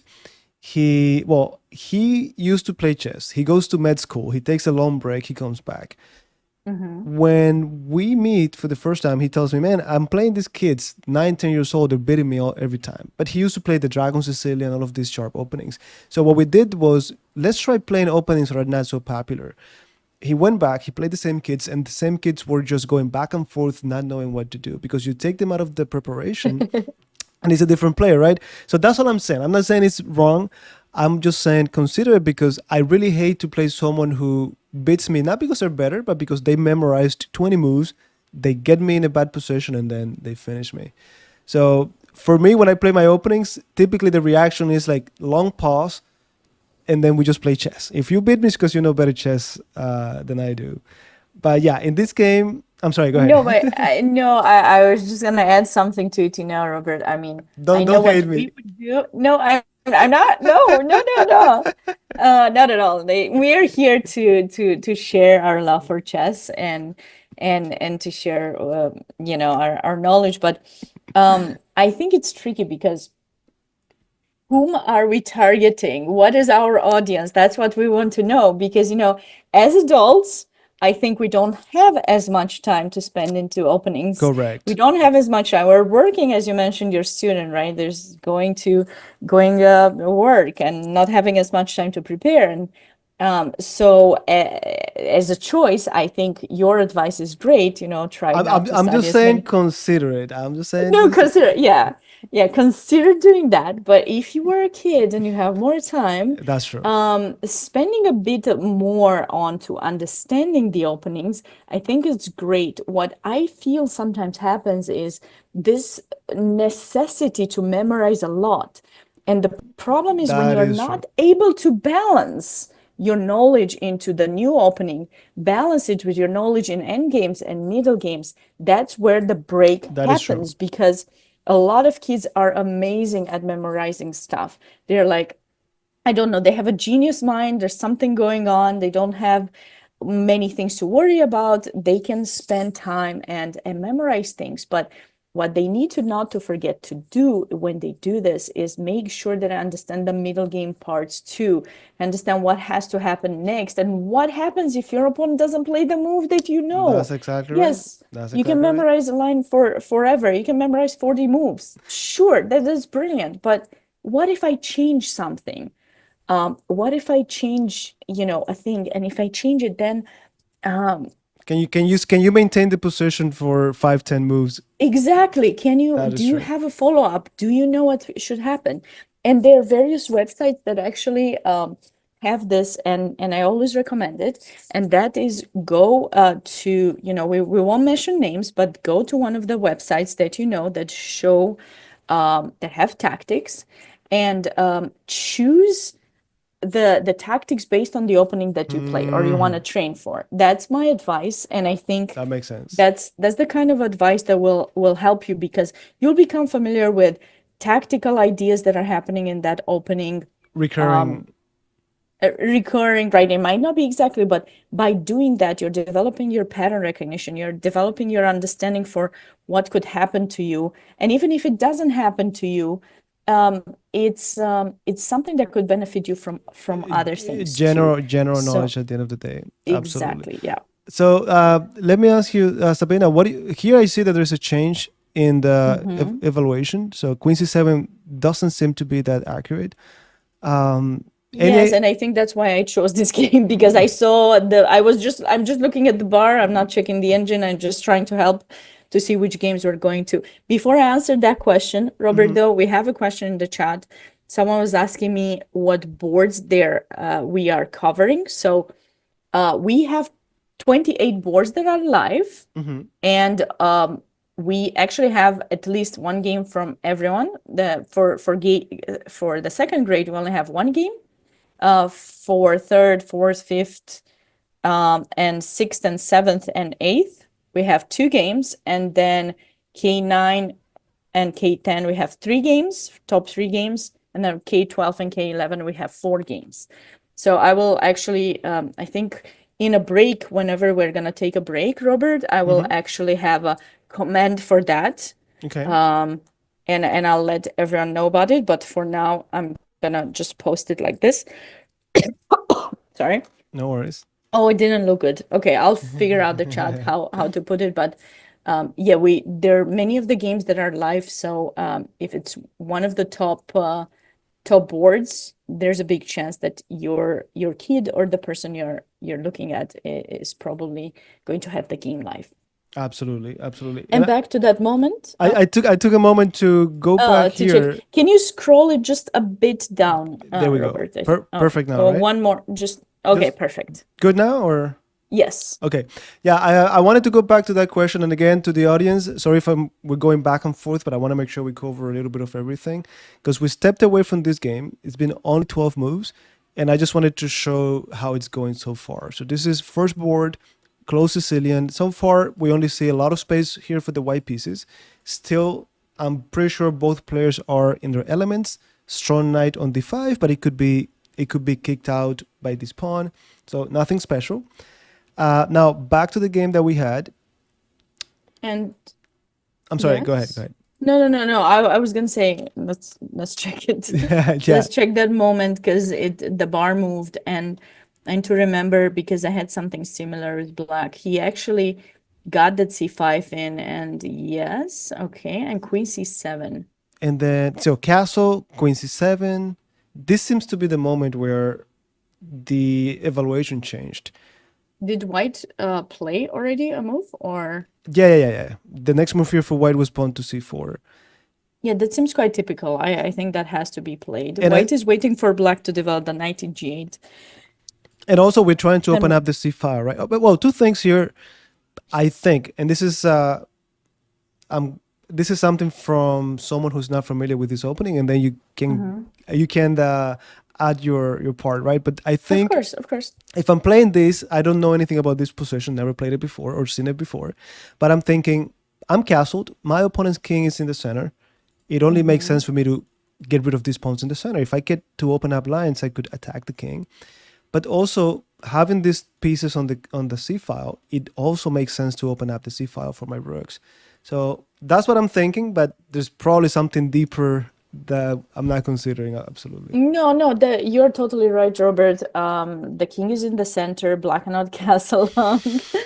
Um, you're struggling with a short castle too. That's true. Like I said, the bishop in g5 is an issue because sometimes with black you could actually consider f6 or maybe g5, or put your bishop in e7 to hit the pawn in h5, like in h4, sorry. So you could go knight e7, knight f5, and then put your bishop in e7. So you got two minor pieces attacking the pawn in h4, but you can't do the same thing when there's a bishop in g5 that That's you true. don't That's want to true. trade. You said it. You said it. So yeah, so that's the issue.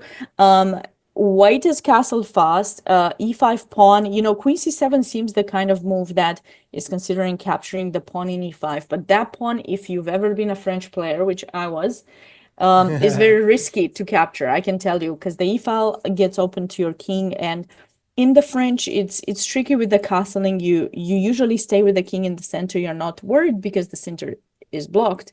But once that pawn disappears, it's not blocked anymore. It's an open file, and there can be sacrifices. Exactly. So c4 is rook e1, knight f3, capturing d5, queen takes d5. I mean, it's going to be a it's a decide. I even if you don't believe it, I don't think you want to be here as the black pieces. Yeah, I've been here, and it's very uncomfortable. And something that is good to mention here is sometimes let's say this position is perfectly fine for black. Even if that's Hmm. the case, it's so difficult to find the right move to defend. So Right. I always say it's way easier to attack than it is to defend. So I wouldn't put myself in this situation by taking the pawn on Right. a5. Yeah, that's is a tough thing. And especially I love how you pointed out that those three pieces are on the C file. Oftentimes when you see a lot of pieces of the opponent on the same file, you can often think about ways to open that file up and just take advantage because something could be hanging. It's a tactical idea that is ready to be put into motion.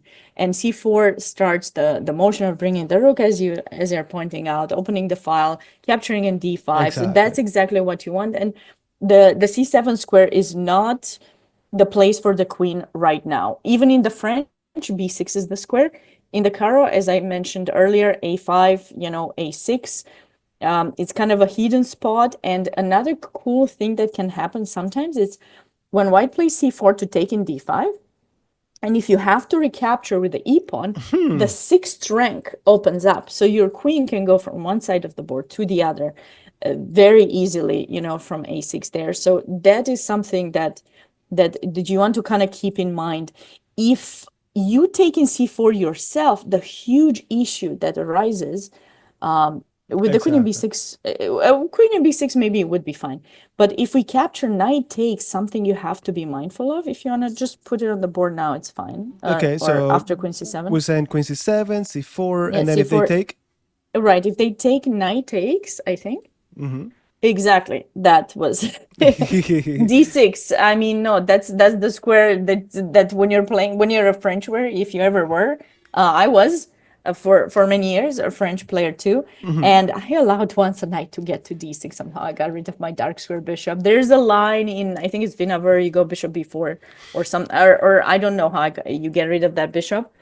And anyways, it's not controlling d6, and the knight comes in, and oh my goodness, And it's it's painful. tough. And it's painful. It is very tough. Well, If you manage to castle, though, you should be fine. But if you but did still, not but castle, still, it's uncomfortable. Even if you castled, it's very uncomfortable. yeah, but you can play f6 though and get rid of it because you undermine the protection, the pawn, the nail that keeps it, Together, protected. you're But right. but if you're not castled, it's even worse. So It is annoying. It is annoying. that outpost is gonna be something black will struggle with. So we'll have to come back and see. Absolutely. And this is important also, and this is maybe a little bit deeper or a little bit more advanced, but even from the moment that we see this second pawn advance and it's already, this is a weak square. When you see e6, a lot of us don't look at it that way, but this is already a square that cannot be controlled by a pawn. So this bishop becomes so important. So for white, we're trying to get rid of it. For black, they're trying to keep it. If that bishop is gone, then the queen becomes important because that'll be the only piece to control that square. So it's a battle around that square, believe it or not, for the remaining of the game, at least the middle That's game. true. That is So, totally true. so yeah, so here And we you can go. catch up with the game. Also, it seems that the knight did indeed get there, Robert. Oh yeah, there you go. So this six is only controlled by that bishop, like we said, and now bishop e7. They had to pick. Okay, do I want to deal with the bishop or deal with the square? And they decided to give up the dark square bishop. And now this is just music to our ears. Just like you said, with the king in the center, it's going to be tough. It's gonna be tough. The black's only hope is somehow capturing e5, although we normally don't and take the knight in d6, but then knight f7 check is gonna be scary. Absolutely. And I by the guess way, king f8 maybe, but yeah, and by the way, Sabina, don't feel special. We have all been here. We've had a knight on d6 bothering us. Now, I'm thinking even some tactics with knight f5, deflecting the pawn, and then we take on d5. I don't know if it's necessary or if it works, but it's always in the air, just in case. Now, the question is, how do we continue from here as the white pieces? Because knight, like you with the said, white. with the white pieces, like king f8 was played. Mm-hmm. Now, how do we continue from here? Because this is also common. We get to these positions. We know we're better. We have a knight on d6. Their king is is not castled. But how do we continue, right? What's the Yes, right way? I have Robert, in case I get disconnected, my one of my computers got disconnected temporarily. In case I get disconnect, just know that I'll be right back. Oh, there you go. You got it. It should not happen, but my other computer is back. So There in you go. case it happens, don't panic. Okay. Don't panic. That's Do the not key. panic. Well, that's what I want to say. That's what I want to tell to Jaden here as a black piece. Don't panic. It's just a night on the six. Nothing is gonna We're, happen. we're gonna use our own struggles and use our own struggles to To give relate. advice. Exactly. Yes. Let's relate. Now, with that said, what do we play here? I mean, I'm curious to see what they play. Did they make a move already? No, No, I don't think so. Kine No. Fed is the last move. Still 1 hour on the clock for each player. Now we can There are a come. few. Mhm. Sorry, No, go carry on. ahead. No, I was gonna say we can go back after, go review some other games. Yeah, But yeah, of course. Just to kind of finish off with this game, something like ideas with knight g5 are things that come to mind. So I guess we should protect e5 in a way, but then they can take all anyways. And I was thinking knight f5 as well, but I think it might be a bit too much. I don't want to leave that with the knight just yet from there, but a move like rook e1 is the kind of move that you want to make. So I but just then how do we deal with knight takes e5? let knight takes e5, yeah. If you ask me, I'm gonna go knight f5. Mhm. If it's a blitz game, I'll go knight If it's a f5. blitz, yeah, I would go knight f5 too. The only concern I have about that is like if you play knight f5, pawn takes and queen takes d5, I just don't want to allow something like queen e6 and rook d8 and g6 and or king g8 h7, and I don't want to let black regroup in some way if you want to try to put that on the board. So you're saying, Knight f5 capture. You take, and I just don't want to allow, I don't know if right now or maybe rook d8 first. okay, queen six, rook d8. Yeah, Yeah, and and they have to be happy. Black has to feel better now, right? yeah, because g6 will be played. If e6 doesn't create too much damage, I think black should be perfectly Yeah, yeah, and they have these three perfectly pieces fine. well coordinated, active. That makes sense. That makes sense. That makes sense. Maybe we can go back in that position, and we have some more people that I know. Chess Lover, welcome. Thanks for stopping by, and everyone else who's joined us late. I'm Women's Grandmaster Sabina Foisor, joined by National Master Robert Ramirez. Very excited to be here on US Chess Twitch page once Absolutely. again. We are doing commentary for grade K through 12 grade national championships. They take place in Maryland, and we're both actually on different locations. Robert is in Florida. I am in St. Louis, and we are, very thankful to US Chess for this opportunity and for having brought us together Absolutely. and And be able to talk about some of these kids who I'm sure we'll see in the near future in some of the big events like the one that just finished here in St. Louis, maybe the absolutely. St. Louis Masters, or maybe somewhere else. Absolutely. No, happy to be part of this. And as we know, chess is getting more and more popular, and it's like you said, it's very interesting to see new faces. And then in a matter of 2 3 years, they're already playing at top events in the country and outside of the country as well. So yeah, happy to be part of this, and happy to have this opportunity, 100%. And with all of that said, we're struggling to find The best. What the about Queen A3? I was just thinking of I it was just thinking to be about that, fancy. but then no, I that's Night before, interesting. Yeah, but night before we could play Rook C1, but what I'm thinking King is G8. King G8. Yeah, but that's my question. What are we looking for here with Queen A3? Not much. Like, what is the objective, right? It's a fancy move. I like that.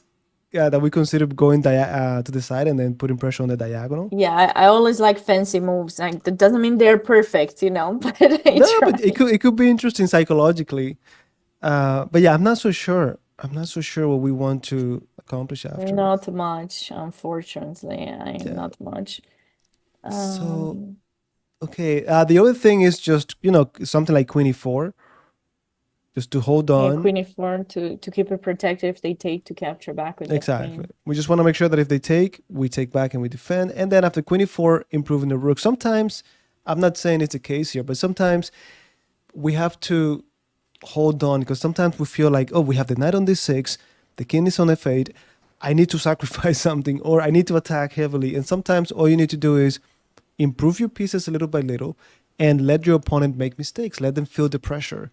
Imagine how the black pieces feel here. For us, if we just play, let's say, queen e4, then we pass the turn to black and they're being attacked. Their pieces are not happy. So this might lead them to play the right defensive move, which is difficult, or it might lead them to just make a mistake, take a drastic That's measure true. and open That up. is true. So queen e4, And queen e4, I like it. Is the kind of move that you want. It's like strengthening. I wanted to bring the rook to bring a new piece, but we might be losing a pawn, so just for that.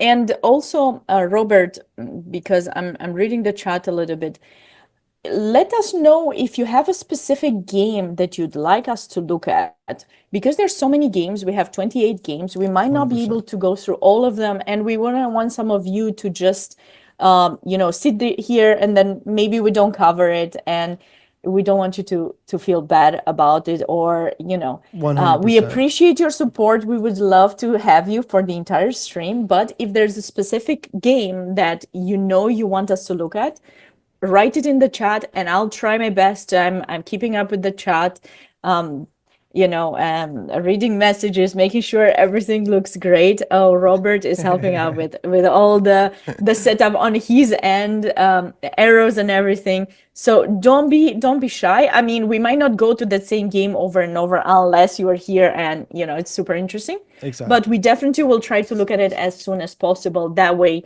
you don't need to wait for too long. So write it in the chat and I will try my very best to force Robert to get. I'm just kidding. Well, actually, I think it would be very interesting if we go. There's only one board in the K2 category, so this is second graders. Yeah, yes, and actually in the chat, we have a request for board 28. Okay, so let's I would go. love Let's to go. go to that one. Yes, let's go to that one. And yes, so if it's interesting, we'll be back, or remind us after maybe half an hour or something like that. But after we discussed it. I like it because at the Yeah. very least, if I'm a second grader or younger, it would be great if at some point after the tournament I can go back and see me on the big screen. Or maybe you have a student in that. Oh, Maybe that's my student. Maybe that's my student. Who knows? We'll never know. Okay, so But whom do we have? So we have Darren Vu, who is from New York, 1761, playing against Mustafa Muhammad, there we go. 1559 from North Carolina. There we go, and we have a French defense on the board. And we have a French.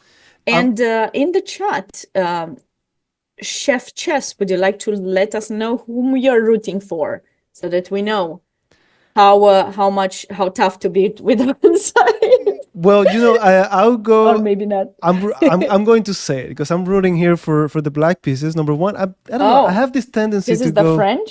No, To go with the low rated? never play exactly. I have this tendency to go with the underdog. So I see at least I'm not seeing any rating for black. So I'll like to go with that. Also, the black Okay. pieces, white has an edge when you're the white pieces. So, I see. so that's You why. picked the right side, Robert. I gotta let you know. You picked the right side. They're also rooting for Mustafa, so you're safe. You're safe for now. There we go. 92. So this is actually very popular opening, the French defense. 92 is a good way to stay away from a lot of theory. Like if you play knight c3, you have to deal with pawn takes pawn. You have to deal with bishop b4.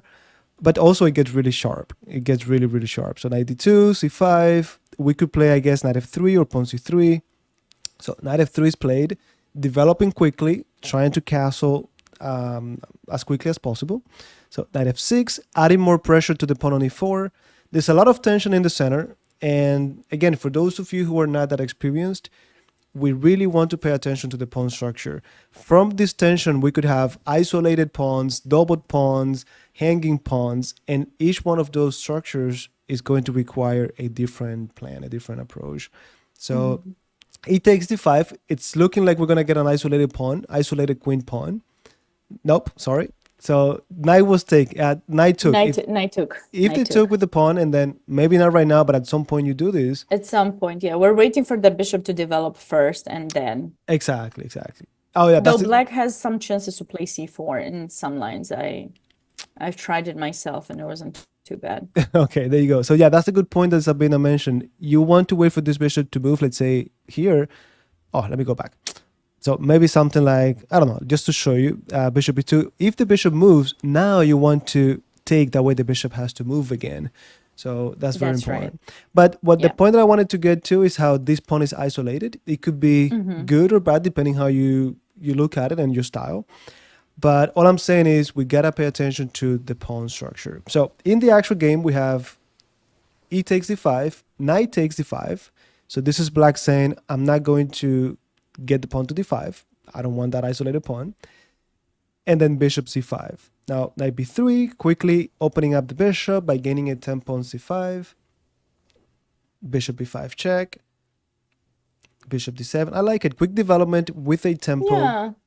Opening up the position, and Muhammad is the lower rated player, right? Technically, by rating wise, 200 points. But I need to say, and if parents are watching this, I hope they don't take our advice too hard, too much. But Hey, your advice. hopefully, I'm not saying my anything. advice. Okay, I'm gonna take all the blame here. Thank you, Robert, for That's what I'm not here being for. in my team. That's what I'm here for. Okay. So I know how important it is to see your kid do well and progress, but just please remember that rating is just a number, and I cannot emphasize on that more. I think oftentimes we look at that and we don't see it progress for a month or two. We see it stay at the same level, and Or we six think, or 6 months or 8. Yeah. or 6 months or even a year, and we think, oh my goodness, something's wrong with the coach, something's wrong with my kids, something. No, it's not like that. There's a period of accumulating knowledge. For some people have some kids, some adults, anyone has the tendency to train to be able to advance much faster than others because they've assimilated the material that they were taught. It's somehow in a better way. Something clicked and it just worked out for them. But I want you to know that for some other people, it just takes a little bit more time. They get more knowledge, but they just don't have this click that happens. And you think, okay, in a year the rating stayed the same. What should I do? And you're not doing anything wrong. If you really see that your kid has more knowledge, please just try to focus on that and help them pass through whatever maybe emotional distress they're having, or maybe you've been too tough with them or something could be going on. Try to be as supportive as you can and help them overcome whatever thing is keeping them from advancing further. And Absolutely. It could be if you something manage, non-chess related. exactly, it could be non-chess related, and sometimes you think that if you change the coach, it's gonna work out, and sometimes it might, but I can promise you, if the change happens immediately, it's probably not the coach. Because It takes unless time. something was really wrong with the coach, but most of the time it's not the coach. It's all that process of accumulating knowledge that has helped them overcome whatever it was, and suddenly maybe the click happens with the new coach, but it's not necessarily them that has really helped them get there. It could have been the previous coach. They just had something stopping them. So just please remember that, and don't let the Absolutely. rating to be the only thing that you're looking at when you're seeing how much more you should support your kids to play chess. And the same thing, by the way, the same thing happens because the same thing happens with openings. It's happened to me that I've had students who they're working, they're training, they don't see any changes. We all know they're playing better. Like they tell me, hey, I feel like I'm playing better. And I see when I review their games, they're playing better, but it's not converting. And then one day they say, I want to try this new opening. And then they start to do And it works better. out. And it works out. And they're like, it's the opening. So, and I'm like, there's no way that an opening that you just learned. It's just Yeah. that it clicked. And like what you said is Right. important. We just don't know when it's going to click. It could be a month, it could be Exactly. 6. Absolutely. But let's catch up with this game. I feel like Absolutely. they're waiting for the current position to see what's happening. There we So go. let's So bishop catch up. g5, queen c7. Normal development moves for both Absolutely. sides, just setting up the pieces. And I think there were a few trades very soon because I don't see the queens on the board in the current position. So Okay. yeah, in these pawn structures, with white having a majority on the queen side, black on the king side, you got to figure out what is the right moment to start pushing the pawns. It's a bit harder to push the king side pawns, I believe, and you also have to be careful with the queen side pawn push because sometimes it can actually create a Lose them. weakness instead of a pass pawn. Exactly. So Absolutely. Absolutely. so But let's see how, yeah. I like what both of them are doing. They're both connecting the rooks and just improving their pieces. That's it. That's it. And this is K2, so these kids are 8, I think.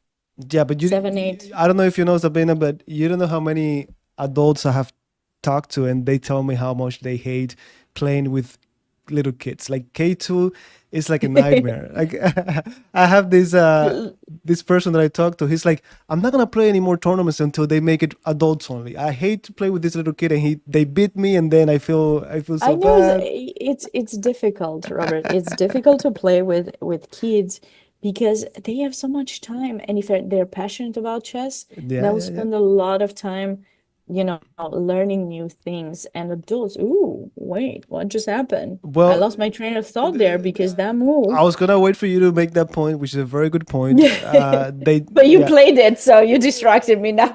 yeah. No, sorry about that. It's just I see it, and it's interesting because not only because the bar changed, but because I don't really get it. What's so bad about that move? So what happened to Queen E5? 25 and I it think went there's a crazy. tactical idea that can happen there. Something maybe with F2 pawn, some rook takes D1 and capturing in F2 or something. I don't know if Mm, it works, but I feel that I something see happens. 25, and then we have all of this coming together now. Yeah, maybe we can go bishop takes F2 actually immediately. Yeah, chef chess. And by the way, before we get into that line that Sabina is recommending, always remember if that move doesn't work, don't forget to change the move order. Like it could be here either knight. I'm sorry, we want to play knight g4 with a fork, Mm-hmm. so it could be bishop f2 first, or it could be rook d1 first. I mean, I don't know if it makes sense in this case, but always remember to change the move order. So queen c4 was played, so they missed the opportunity. Now let's see if we can put it together here. Queen on e5. I want to do this No, fork, but I want to make it Bishop forcing. F2 is definitely There you go. If they moving. take with the Yeah. king, then we have fork and we get the queen. Mhm. If they take with the rook, then the rook on d1 is hanging. There we go. Exactly. Now, And if they move the king, they lose a pawn. exactly, bishop f2. If they just move away, they lost the pawn. Exactly. And yeah, 100%. Actually, let me play it out. Oh, wait, sorry. There we go. Just in case. I know some of you might be like, I got it, but there we go. And then if after bishop f2, king takes, then we got knight g4. There we go. So if you are, So does Mustafa miss yeah, he this? played queen c4. Oh, So if you are Mostafa's parent, you could be, when you review the game with him, you could be like, I saw a great move. I saw a great move when I review your game, and you could tell them about this. But no, definitely, we have all been there, especially if you're this young, all of this pressure. Also, this is the fifth round. So by now, I personally am tired. There's no way I'm playing at the same level that I played on round 1 or 2. So all of that matters. So hmm. Queen c4 And was they're played. young. They have 3 rounds today, by the way, Robert. We're only doing commentary for the third one of the day, so No, round 5. that's a lot. But these kids, yeah, they had to play 3 games today. It's always the toughest. Saturday is always the toughest day, I think, for these nationals. And Absolutely. yeah, it's easy to miss, but like I mentioned earlier, if you weren't here, something you can do in order to help out with this is once you notice specific tactics that your kid or your student misses, you can always check out tactics by themes and pick up the theme that, in this case, it's a fork, right? So you can do fork and deflection as well. So Exactly. those 2 themes could help you. Various websites do that. Yeah. So queen e2 was played. We got queen takes. Knight. I wonder if was rook Rook takes d4. Yeah, rook takes d4 right, does not work because of knight takes d4 and still protects the and queen. it Chess Lover replaces points that. out in chat too. Yeah. Exactly. There you go. So yeah, I was thinking this: if they take, we take back. And again, I put it on the board so that everyone can see it. Yeah, of course. And But they have this and move. I always love, two knights. Like knight is actually my favorite piece. I know a lot of people say the queen. For me, it's the knight. It goes back to a connection with my mom and things, but the I love two knights who protect each other because, when you Absolutely. think you finally got something, the other knight comes into play. So There you go. it's always nice Yep. to have them protect each other in some situations. So Yeah, very nice game here. I do again. I see like very logical moves so far. yeah, like even if I would say, Uh even huh. if Mustafa is the one who did not find that tactical idea, you gotta appreciate what he's doing here though, because he's trading queens and trying to get the d file, right? Because he traded, and then was there still some tactic with knight e4 and putting pressure on f2? I don't know. Maybe. Mm, Is there rook d8? Was there some bishop takes f2 again? Or um this is always in the air. something Or with knight g4 or knight e4? Because there's some tactics going on. I mean, yes, rook d8 seems the natural kind of approach. very natural move. Yes. And we're getting some insight. See, that's why I love people to get into the chat. And I gotta say, these days, US chess has a new, actually, I don't know exactly what his title is, and I should know, I guess. But I'm super excited that we get to also work with Brian Tillis, who's a very famous He's a national and master. He's a national master. Yeah. he's a national master and Yeah. also a very famous Chessable author, by the way. Absolutely. Very cool person. And lately, he's been doing a lot to promote our stream, of course, on social media. And we want to see more of the parents and coaches and players sometimes join the chat to let us know what they are thinking and also just give us some insight because we might not know all of the players and we'd love to talk about them and I don't want to say showcase, but I can't think of another word right now. But just kind of you know show that we care. We care about the results that the players are. We care about their progress, and we want to know your stories. If you have a great story, feel free to approach him. He's a very nice and approachable Absolutely. person, and he would Absolutely. love to hear about it. And I know US Chess is working on creating even more social media, stories and yeah, so he might be super tired and might not be super happy that I say this, but Nah, really he'll we appreciate it. want to know more and we want to promote everyone, not just the top players. We want to know more about the youngsters. We want to follow their progress. We want to know more about seniors. And there's various ways that you can Contribute you to that. know, Yeah. share, contribute. If you want to support US Chess, you can always make a donation. But we are not here to ask you for that. We're here to promote chess and to Yeah. promote the youngsters. And in this particular event, we're looking forward to others too. But please let us know anything you have about who's playing and everything. So I want to add that Chef Chess mentioned that last year in the national tournament, both players, these two players, scored 6 points and they faced each other in round seven, and that was a draw. So they were co-champions. So they Yep. are co-champions, but now they're paired in round five. So we'll There we see. go. There we go. Oh, and by the way, I know what's the title. What is the title of Brian Tillis? So if you want to get in touch with him, he's the marketing communications manager. Okay. So be sure to get in touch with him. You can find his email and all details in on US Chess page. And I will create a comment once we take a break to make sure you have his contact information and you can get in touch with him. And then he will get Absolutely. even extra. Absolutely. Absolutely. Now, I gotta tell you, rook f to d8 again, very natural move. Now, what are we missing here? What bishop f2 is not it. Maybe some pressure on it, but I don't see anything concrete. What are we missing here? That you don't see anything concrete here. Yeah, I wasn't seeing. I was trying to promote Brian very much so that he doesn't forget about me, for future commentaries and stuff, because you never know. You need to give the people who support you shout outs, Robert. I'm Everyone, you're gonna teaching you, give so next time you everyone. know. Gotta give everyone their shout outs. I don't know what it is. I'm Uh, trying to understand here. no, I feel that it has to do something with the f2 pawn. So maybe rook takes d1, although not the kind of move you want to make because Yeah, there's it's only so counterintuitive, right? I want to keep the file. What are we missing here? Rook d1, rook d1. I'm thinking, well, 94, but they could always block. Oh, now you have no, e5. but then I felt yeah, that's what I was saying. So knight d4 or knight g4, I don't know where. I like e4, like you go into the center. I guess they have to go back with the rook, and then you bring the rook over to d8. Mm-hmm. So that makes sense. Okay, now 94. Knight d4 maybe, yeah, that's what I'm thinking. Or g4. I can't tell which one is the best location. I like the center, but let's see if it changes in any That's way. usually the place you want to, Hmm. yeah, no, I guess it likes e4 better. And I guess it has to do. I think it has to do with the fact that here you could be kicked out by the pawn. Where Yeah, in e4 there's no f3, you're right. So yeah, so let's go knight e4 and probably rook f1 is the I'm move. th- And now you go rook d8 and you got the file, and you also have knight d2 trying to trade and get your rook on second. So this could have been, an improvement. yeah, And by the but way, I gotta say, see, my shout outs and everything worked, Robert. I need to give myself some pat on the back.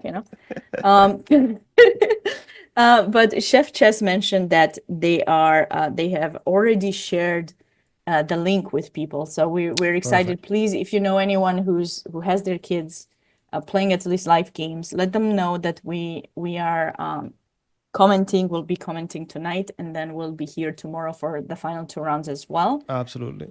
And we would love to have more people let us know about how their kids are doing, and just talk a little bit about any preparation, any insights that we don't have yet. Absolutely. Absolutely. All right. So far, like you said, White is taking this opportunity to push the c pawn, blocking the bishop. It comes with a tempo, and who knows? Maybe they could get a pass pawn this early in the game. So f4. Not a fan of that move. I'm not so sure what that move was all about. Pawn to f4. There was no really pressure down this diagonal. I don't feel like we should be playing as white. We should be moving pawns. I feel like we should improve the rook. Yeah, and also I wouldn't like to put my pawn on the same color as this bishop. It could be a little bit of a target afterwards. But f4 was played, then pawn to e5. Well, that's interesting. I can't tell if I like f4 for white. I don't think f4 was a good decision No, no, because no. you're helping black trade that pawn, and you usually want to place your pawn f2, g3, h4 to make it difficult for black to create a passed pawn. When you push that f pawn and you get rid of that, it's actually going to make, I think, black's way to create a passed pawn later easier.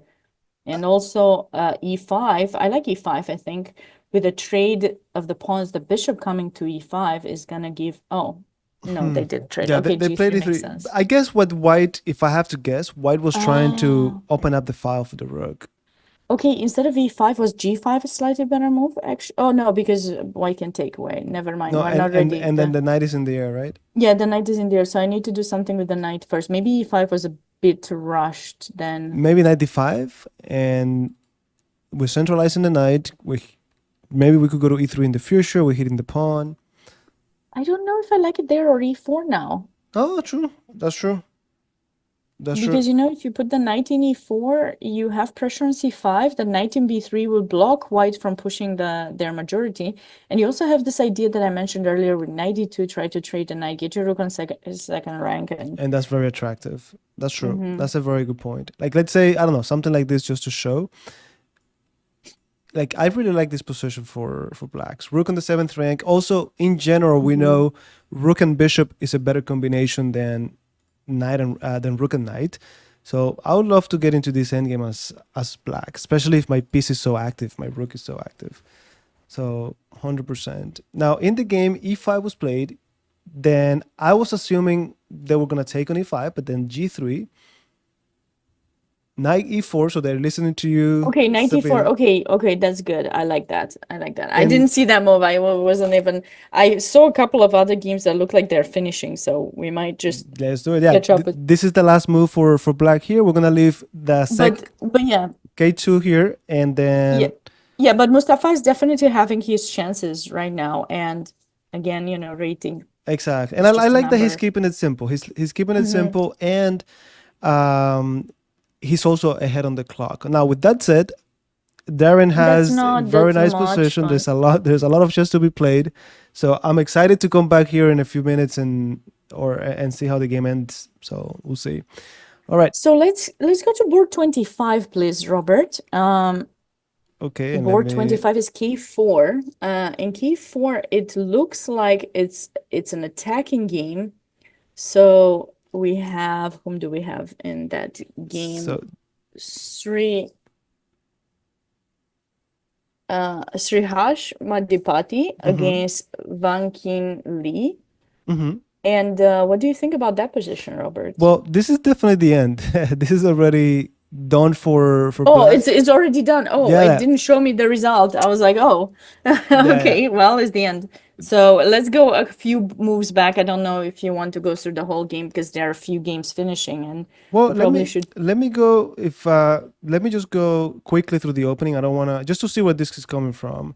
So French. another French. Oh come on, no, just kidding. another, Of and course, it's the French. yeah, I'm not gonna go too deep into the opening. I just want to see how they're developing their pieces, castling.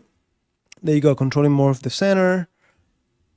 Bishop e3, developing their pieces. There we go, knight d4, and we see the same pattern: 3 versus 2 on the queen side. It's not like it's decisive, but it's good to point it out. Hmm. A6, bishop c2. This looks to me like they want to create a battery and then maybe put pressure down this diagonal. Queen e2, f5, f4. I like this f4 because it fixes this pawn on e5. Even though they could play 5 right now, but if they did, they're opening up my rook, right? Hmm. So take, and then do we bring? Oh no, we're getting they're hitting You're getting h2. checkmated. But Exactly. rook e1 would be the way to go, but I think, yeah. It looks I so don't see the natural. mate. Oh, yeah, it's queen eight. Oh, wait, where's the mate exactly? Well, I don't know if it's May, but I don't like this happening here. Oh, no, no, no, it should be. It should be something queen h2, queen h4, bishop h2. It will be. Yeah, It's coming. 100%. Now, knight f3 was placed. Very nice move. We are hitting the queen by protecting h2. Queen e7, and now do we bring the rook? No, c5, energetic play. Hmm. Now, what am I missing here? Oh, no. Okay, I was going to say, why can't they take since the bishop is pinned? But c5 actually is making this available for the queen to come with Exactly. jack. Yeah, that's kind of cute idea. And notice what happened in this game basically for black. Black has not completed the development. The three pieces are not playing here. And this is the reason why white is getting such a good play and able to Exactly. make all these moves with tempo. The queen has made way too many moves, and now white just is easily improving their position. They're ahead, and that's also very important. Notice how I keep saying, "Are we gonna bring the rook? Are we gonna bring the rook?" And the white pieces are basically saying, "If I'm ahead in development, let me be energetic." It makes sense Yeah, to bring the rook over, but it makes more sense to be energetic and exactly. attack. Make some moves with tempo first, and then we'll see. Exactly. There you go. Bishop b3. Yep, and this is where the attack begins. King Hmm. h8, Queen d2. Everyone knows. Exactly. Everyone knows this is in the air. We don't know when, but it's in the air. So It's happening. It's coming. pawn to f4, Bishop d4. Yeah. and yeah, this is definitely the beginning of a very annoying position for black because both bishops looking at the king side. So many weak squares around the king. Notice how they push the h6 pawn. Now g6 is weak, so this knight could at some point it could land on g6, and there's just too many weaknesses. And I want to see this rook coming into the game, so I can see it coming now with a tempo. So Hmm. very comfortable for white now. Bishop g4, rook e1. Come on, Ah. why didn't you give me? Why didn't you give me the pleasure to see rook a to e1? Now, Well, you can't get them all, Robert. You can't get okay, them all. I haven't gotten any. That's not. So the thing is, to me, it's so natural to activate the only piece that is doing nothing. Like this one is already doing something. So Hmm. bring the other rook. But okay, this is they're like, I don't mind it. I just want to attack. Hmm. Oof, and then I'm thinking of this, but it doesn't work, of course. But we have to Yeah, the queen consider is it. different. How about knight Yeah. h4? Maybe they wanted to put the other rook on the d file. Maybe that's why. That makes sense. That makes perfect sense. Nope, knight h4. And Uh-huh. this is so interesting because you can. I mean, it's so difficult to play against someone who's constantly creating threats. C5, bishop d4, then knight h4 coming to g6. At some point, the black pieces have to make a mistake. So bishop f5. They don't want this to happen. And guess what? Look at that bar. So bishop f5 is definitely not the move, which Yeah, brings me I to the mean, same point. When you're defending, it's so difficult. It's difficult to find the right move. Absolutely. chess lover mentions don't move the F pawn. Yeah, That's listen, true. I know. There's a very famous saying by a very famous streamer and grandmaster Ben Feingold. He always says, "Don't touch the F pawn," and I got you. I'm with you. However, sometimes you gotta move it. After you castle, usually it's fine. Now it depends on the positions. We can't always not move it. Exactly. Exactly. Rules are meant to be broken, technically. Yeah. Well, shouldn't say that, but No. but they are. I think what you want to say is that every principle is flexible. Every rule is flexible. That's right. That's right. I don't think there's a rule in chess that applies really 100%. Exactly. Exactly. There's always exceptions, and Exactly. so we're gonna have them. So how did this game end? Because we got another result that's quite interesting. It was a Yeah. pawn Just endgame, knight but I f5, wanna. eliminating the bishop that controls the light squares. Then Mm-hmm. rook to the seventh rank, and this is just too much. And again, when you have so many pieces active, coordinated, working together, tactics are gonna be in the air. That said, bishop takes g7, only move. Now we have a discovery. So rook c7. If we do the discovery now, we are rook falls. So we take the bishop, we're up a piece, and we're set. We're set for that discovery now. Yeah. So this was a nice finish. Yeah. Now we could block the check by Mm, hitting the king. counter check. There we go. I Exactly. That's a love counter those check. count. Yeah. Yeah, Yeah. You love them when you're the one doing them, but when they do it to you, exactly. you hate them. There you go. Everything falls apart. Yeah, it's just too Yeah. much. This is a So last classic game by example of being aggressive. yeah. All right, good. Yeah, next game. No, this was definitely a great game, Robert, I think, because, it was it's the kind of game that you want to teach kids about. It's like Exactly. classical game, classical game that I usually show how important development is and how mindful you have to be about taking all your pieces out at the right time. Don't move your queen out. So there are a couple Absolutely. of principles that unfortunately Black did not really respect very well. And it allowed White to get all of this initiative, get all their pieces on the best possible squares.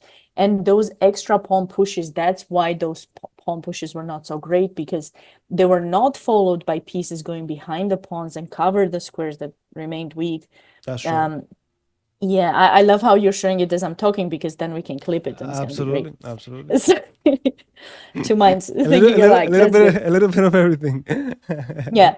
So see, like Black is trying to stop some threats, but by moving the same piece again, and it allows some tactical ideas, and White very beautifully, brought piece after piece. Okay, here maybe that F rook, we both would have preferred the A rook to go to Exactly. to Exactly. E1. It seems a bit more natural because the F rook, as Robert pointed earlier, the F file was The rook was already already doing open, something. semi-opened, No, but exactly. you made a good point. Maybe the white pieces you're thinking, well, this rook I'm saving it for d1, so that's perfectly fine. Originally, yeah, but I mean that's the thing. We don't know what was in the mind of the Of player, course, with the of white course. pieces, Rihan, because in a way, I feel like there could have been this understanding that, okay, the rooks need to go on the central files. It Mm-hmm. could have been that. So sometimes if you go with that specific idea in mind, you might forget that, wait, there's this file that's already open. That's true. That's true. So That's true. in my mind, the rooks have to be brought to the file that's closest to them that's opened. That's how I like to think about it. And most of the time it works. It's not always the central files that you have to place your rooks. Exactly. You have to do that. And I feel like, but the ending was definitely really gorgeous, guys. I Absolutely. mean, Absolutely. check, counter check. And now, Black is unfortunately losing everything. And And this a rook very never played. beautiful game. All right. So where do we Yes. go next? So let's go next to board 17, I think. Let me double check. Andrew Young and No, 19, my bad. Board 19. 19, it was Bo, no, Brian Emming? No, that's not it then. No? Brian. Oh, I think it's 18. Okay. Close. Very close. 18. Did I say 19? I'm sorry. Yeah, 18. Board 18. 18, FIDE Master Brian Brian Lin, and. Mhm. yes, against Leonhard Chang. And it was a pawn and game, and I want to see how, earlier what happened, or was White already winning Hmm. for a while? Yeah, I guess they were winning So we for okay. some time. Very And interesting here. this is seventh grade, by the way. It's the first board for seventh grade. There you go. And there we had 5 players with 4 points, and one of them is a girl. We'll have to. Oh, that game is not live. Oh, it's okay. And so now Brian is, after this win, he's on 5 out of 5, by the way. Just want to point that out. All right, let me see from the beginning here, because okay, number one, tell me it's not a French again or a Sicilian.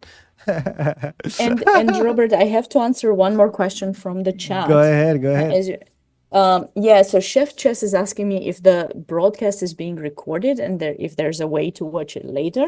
That is happening. Yes, the broadcast is being recorded. Is gonna be we will post the VOD, and we'll also post it on US Chess YouTube page, which a lot of we're still working on creating more command so you guys can go to it easier, but if not, for now you can just Google US Chess on YouTube. You can find the page. We'll be posting the votes, and we'll try to also make some clips. If you think we're saying anything funny or any advice and you want to help us out to create some I doubt fun it, but clips, yeah, we would love it. We would love it. Or, advice, or if Robert says something silly, not me, make sure it's Robert. Okay.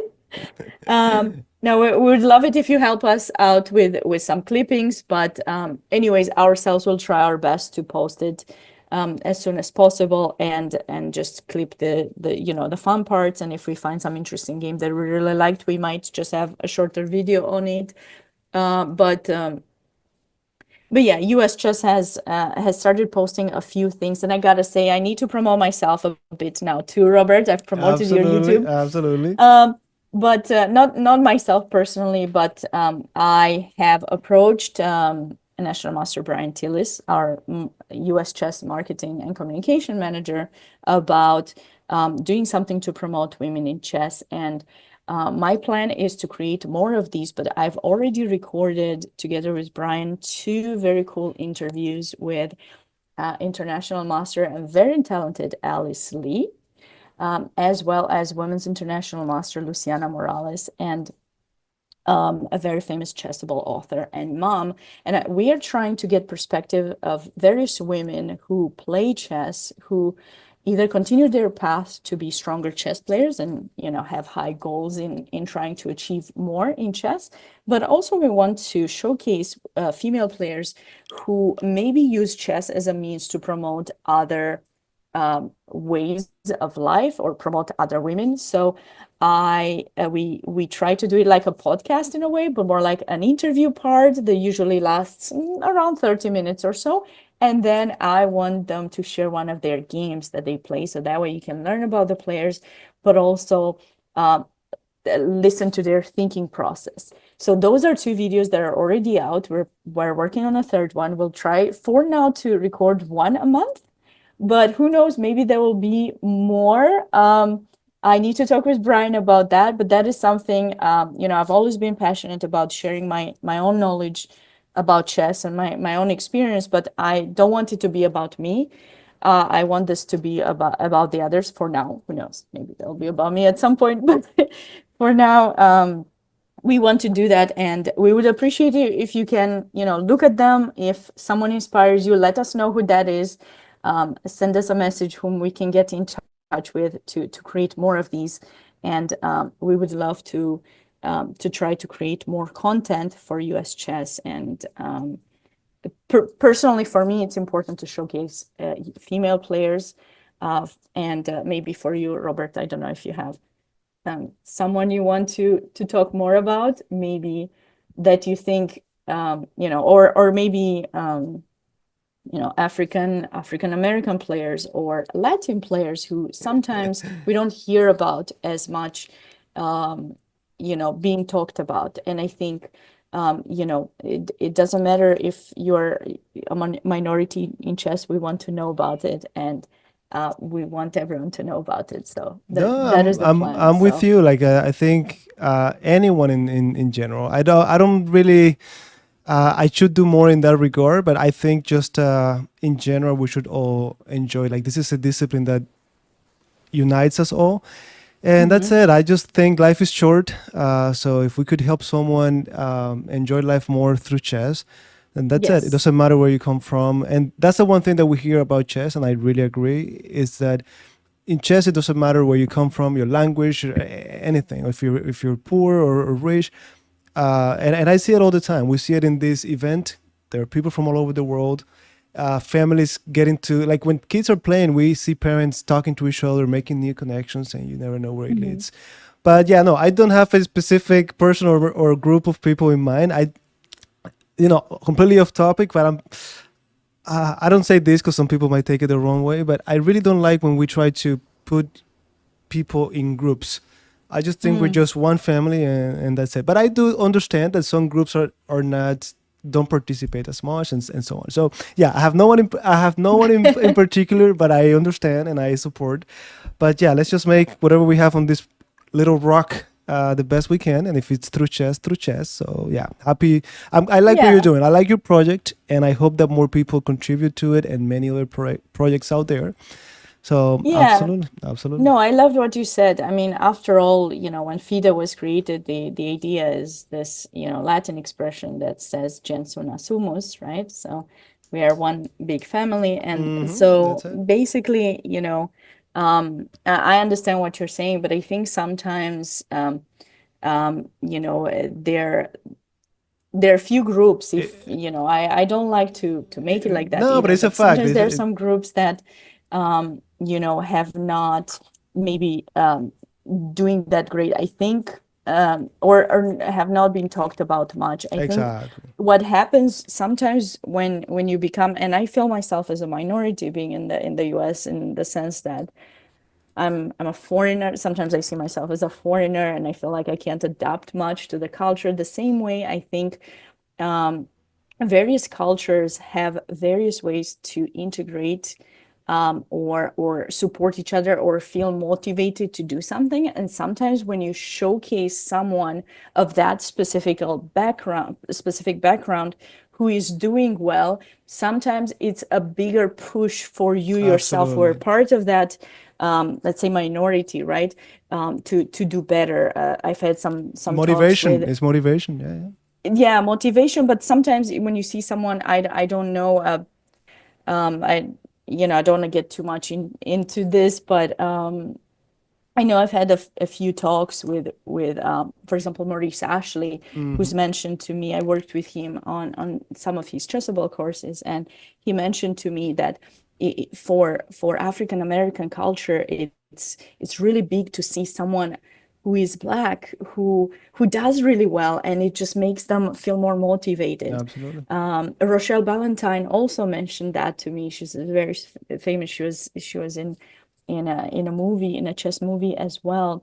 And she mentioned that to me too. She was like, Sabina, yes, we want to see more women of color who are doing well, because that motivates us to know that we can do it too. And sometimes when you just see a gender, it might not motivate you, but when you see someone, you know, Yeah, yeah, yeah. so that's The more that's you what I can, was the more trying you to. can connect to someone, the better. Yeah, and we all, Exactly. especially kids. Kids, it's good that they have a role model and someone that they can look Exactly. up to. Yeah. And I Absolutely. had the pleasure, recently we had Brewington Hardaway, who Brewington was playing these tournaments until last year, right?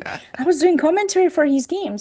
Now he's a grandmaster elect. He's going to be a grandmaster. He's 15. Unbelievable. The next, It could, African American player to be a grandmaster and it after could be the Maurice next Ashley. world champion. Yeah, yeah. That's exact. Exactly, exactly. He's been doing great recently, and there are a few other, players. So we want to see more of that, and we want everyone to feel like they can get empowered, Absolutely. with chess. Absolutely. No, no, no, 100%. So yeah, good luck with that, and I hope we keep getting more interesting guests, and it keeps growing little by little. Yeah, yeah, Little yeah. by little. I personally emphasize on females, but if I change, if I might get more guests, if things work out, I'd love to have you too. But I think we're already, talking a lot here. Hey, hey, So let's get back to yeah, let's you get know, back to some of the you do your games. thing. Someone will do someone else, and so on. But at least we're doing Yeah, something yeah. positive. That's what matters.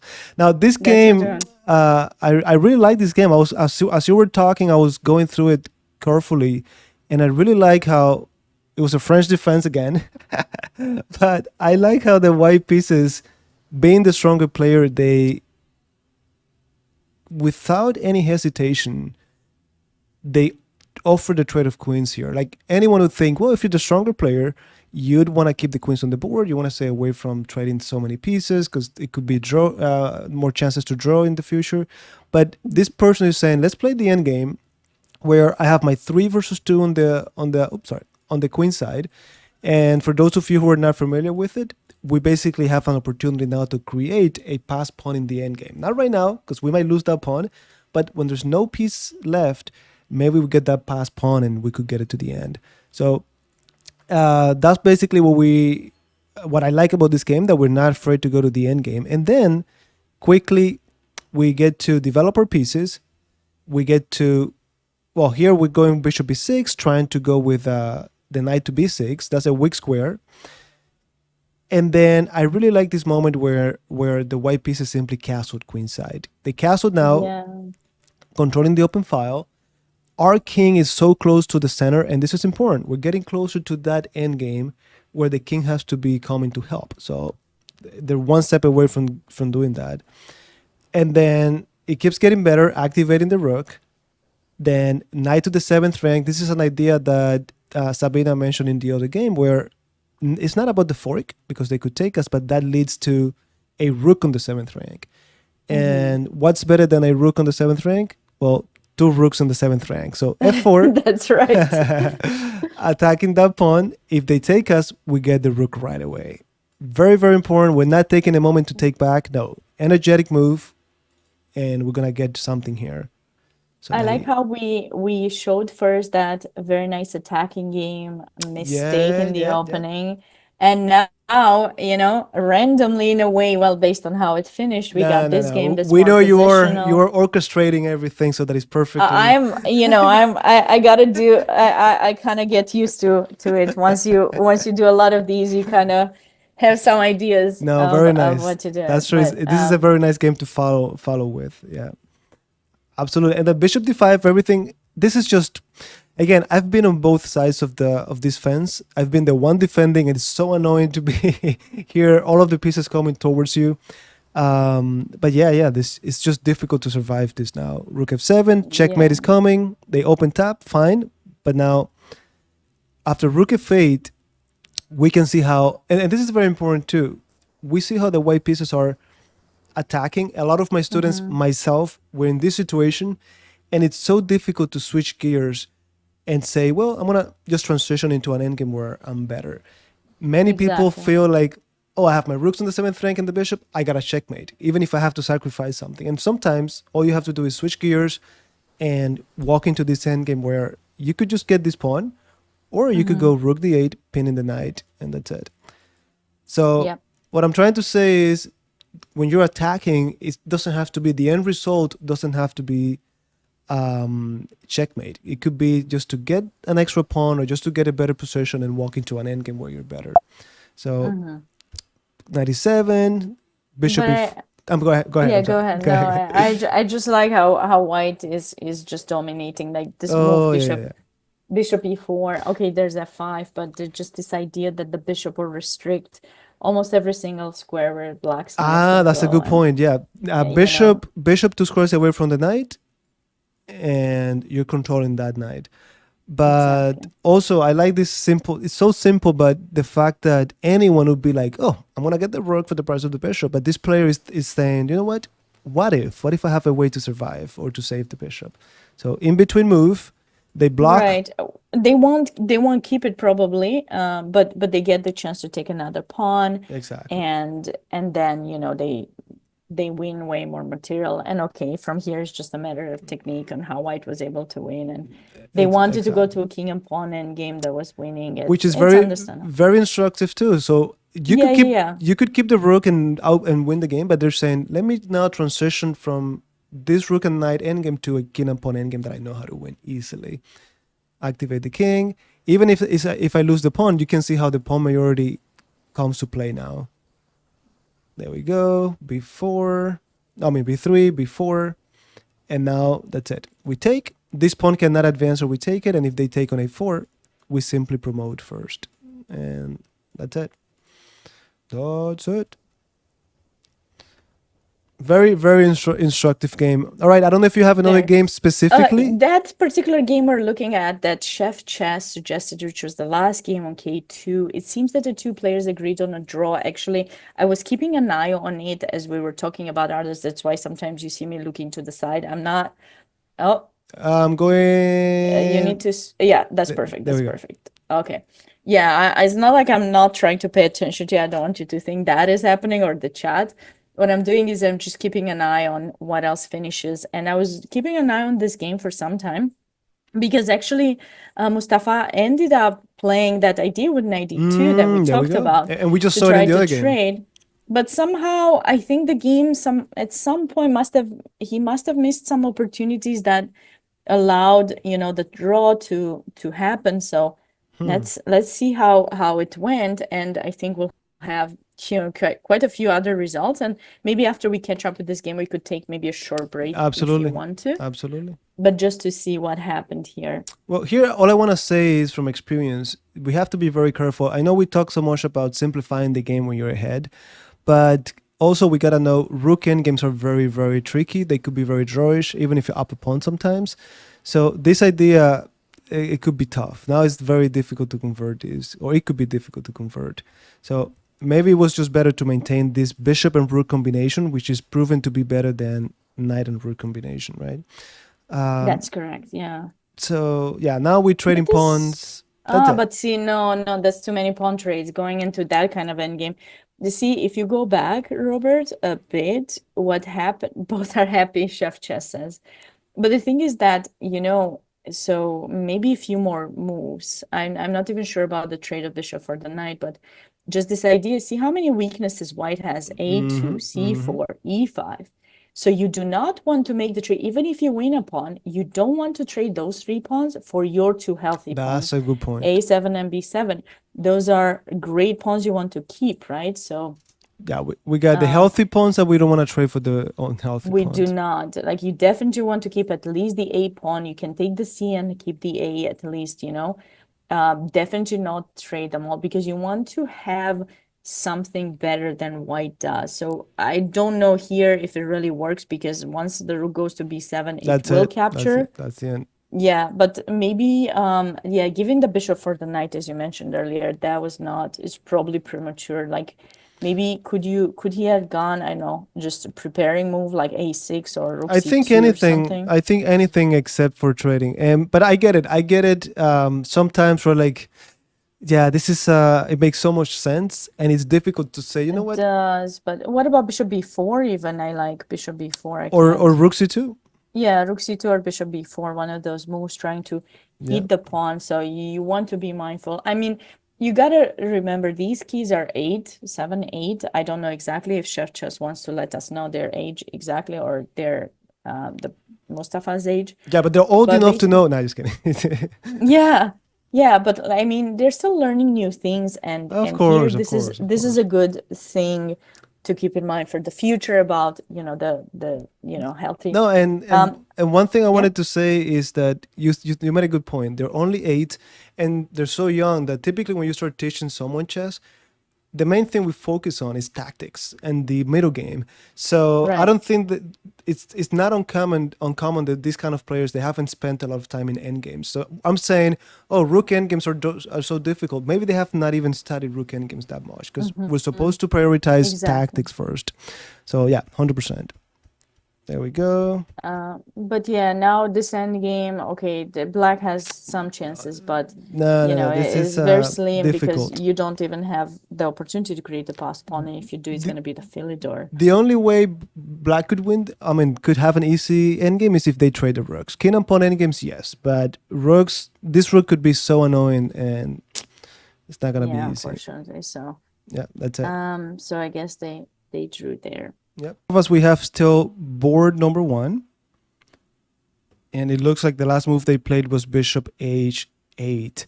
Now, this one for me, Sabina, it's something that I like to play a lot. I like to play this kind of fianchetto openings, and then the pawn storm is very attractive to me. And when you get that pawn on f6, it's really exciting because not only does it give you some mating ideas, like if you get this knight to e7, for example, but this bishop is now buried on h8. So one thing that I've done in the past, I find a way to cement that pawn on f6, and then I trade everything. I go into an endgame where I have, let's say, a bishop, and my opponent has a bishop too, but their bishop is just unable to come out and play. So I really like this. I don't know how you feel about this position. No, no, I agree. I agree with you, Robert. I totally agree. I always love getting space, and you're originally from Cuba. I love Capablanca is my favorite world champion. Mm-hmm. And my favorite game of Capablanca that I always like to show my students is Capablanca Tray Ball. I don't know if you know that Yeah, yeah, game, the absolutely. V-shaped pawns and space and everything. And every time I get the chance to see a game with a lot of space, it's in my territory. Is the kind of thing that I love to see the most. Absolutely. And Absolutely. bishops like that are always difficult to deal with because technically you don't have a piece. And actually, I don't know why I said Capablanca Trebal because this is actually more like Capablanca, Winter Capablanca, actually, Winter Capablanca game where, it's the bishop goes to g4, trades, you think, and there's a trades in f3, and then there's a dark square bishop of white that gets stuck in g3. But in this case, there's a bishop in h8, and the only issue with this is probably the attacks might not be perfect because the bishop does protect, but Exactly. that's why white kind of has to try to find their way through the queen side somehow because black is playing without a piece. So maybe playing g5, as you said, restrict the bishop. Any h6 will be met with h4 to make sure nothing, That's exactly right. no exit, right, for the bishop in h8, and that's basically what we're thinking about Exactly. this. But it's kind of interesting to me that that bar on the left does not get a bit higher for white in this position. Maybe somehow tactically black can survive, but from a positional point of view, to me, this position is not that great. And actually, it is Avi who's the higher rated player. So I wonder how he's feeling considering the time. He's probably not feeling that great because he That's a does good have less time point. than his That's a good opponent and point. stuff. Yeah. Yeah, his long time, and now these games are gonna get very interesting because as players get long time, they don't have the same amount of time to Yeah, come up with new ideas, and sometimes you have to make decisions that are not necessarily the best or something that you're comfortable with, but you have no choice. You have to either play fast or play well. You cannot do both. So exactly. yeah, really liking this for white, and going to the second board. This is also K-12, and this one is looking very interesting. White is up on exchange. The king is a little bit awkward in front of the bishop. I wonder how this pawn got to c5. So let me just take a quick look here. Yeah, we can catch up, and white does have quite a bit less time than black. Mm-hmm, mm-hmm. And I'm gonna just check their ratings right now.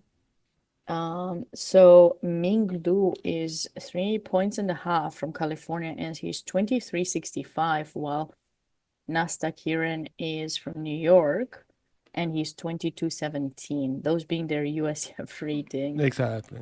ratings, and they're playing on K-12.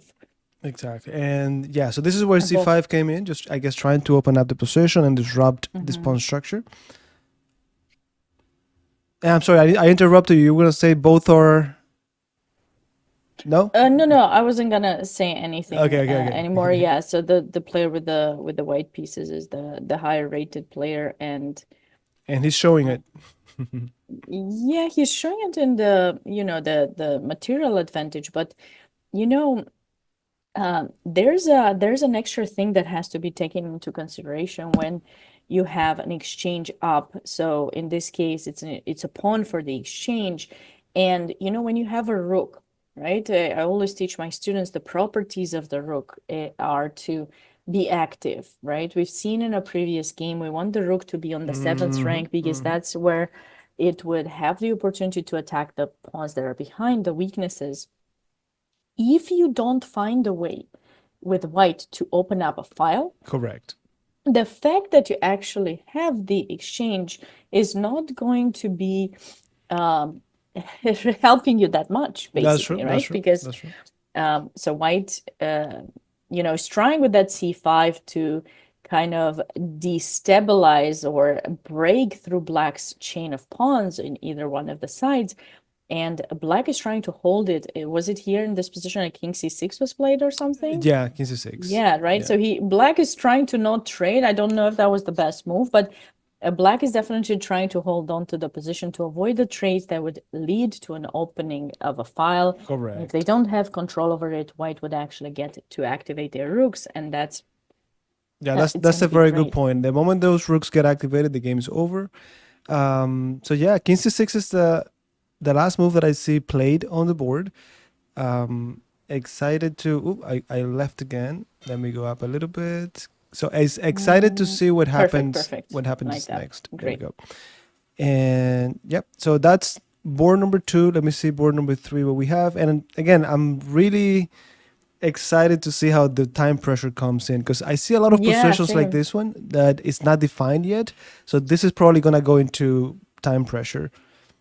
Queen Yeah, e5. I need to double check the time control and remind everyone what it is. I had it written somewhere and I forgot. One moment. Let me see. I'm gonna. Yeah, this is the Sicilian defense Alapin variation. And yeah, opposite side castling. So we know this gets really, it gets really sharp. And this pressure down the d file is very annoying. This pawn is not gonna be played. It's not coming to d4 anytime soon. Mhm. And of course, the pawn storm has to happen. White should be attacking on the queen side to expose that king. Black should be attacking on the king side. Knight g5, knight d5. Yeah, bishop g4. Yeah, definitely white here doesn't feel comfortable getting attacked on the king side, so they're trying as much as they can just to simplify the game. There we go. Queen d1.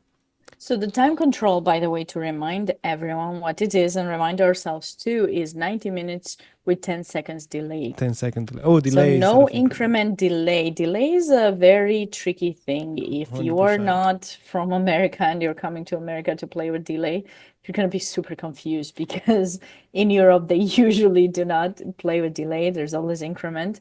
Delay, you're not getting additional time. If you get low on time, you better prepare to play with that very little amount of time until the end of the game. Exactly. So It it's might help you to win or save, but not to take a bathroom break, for example. exactly. It's gonna be, You're never coming it is a up. bit stressful. Yeah. So Yeah, you're not coming out of that until the game is over. That's for those that's of the you who tough have no part. idea, delay basically, let's say you have in this case the white pieces have the black pieces have 20 minutes and 30 seconds.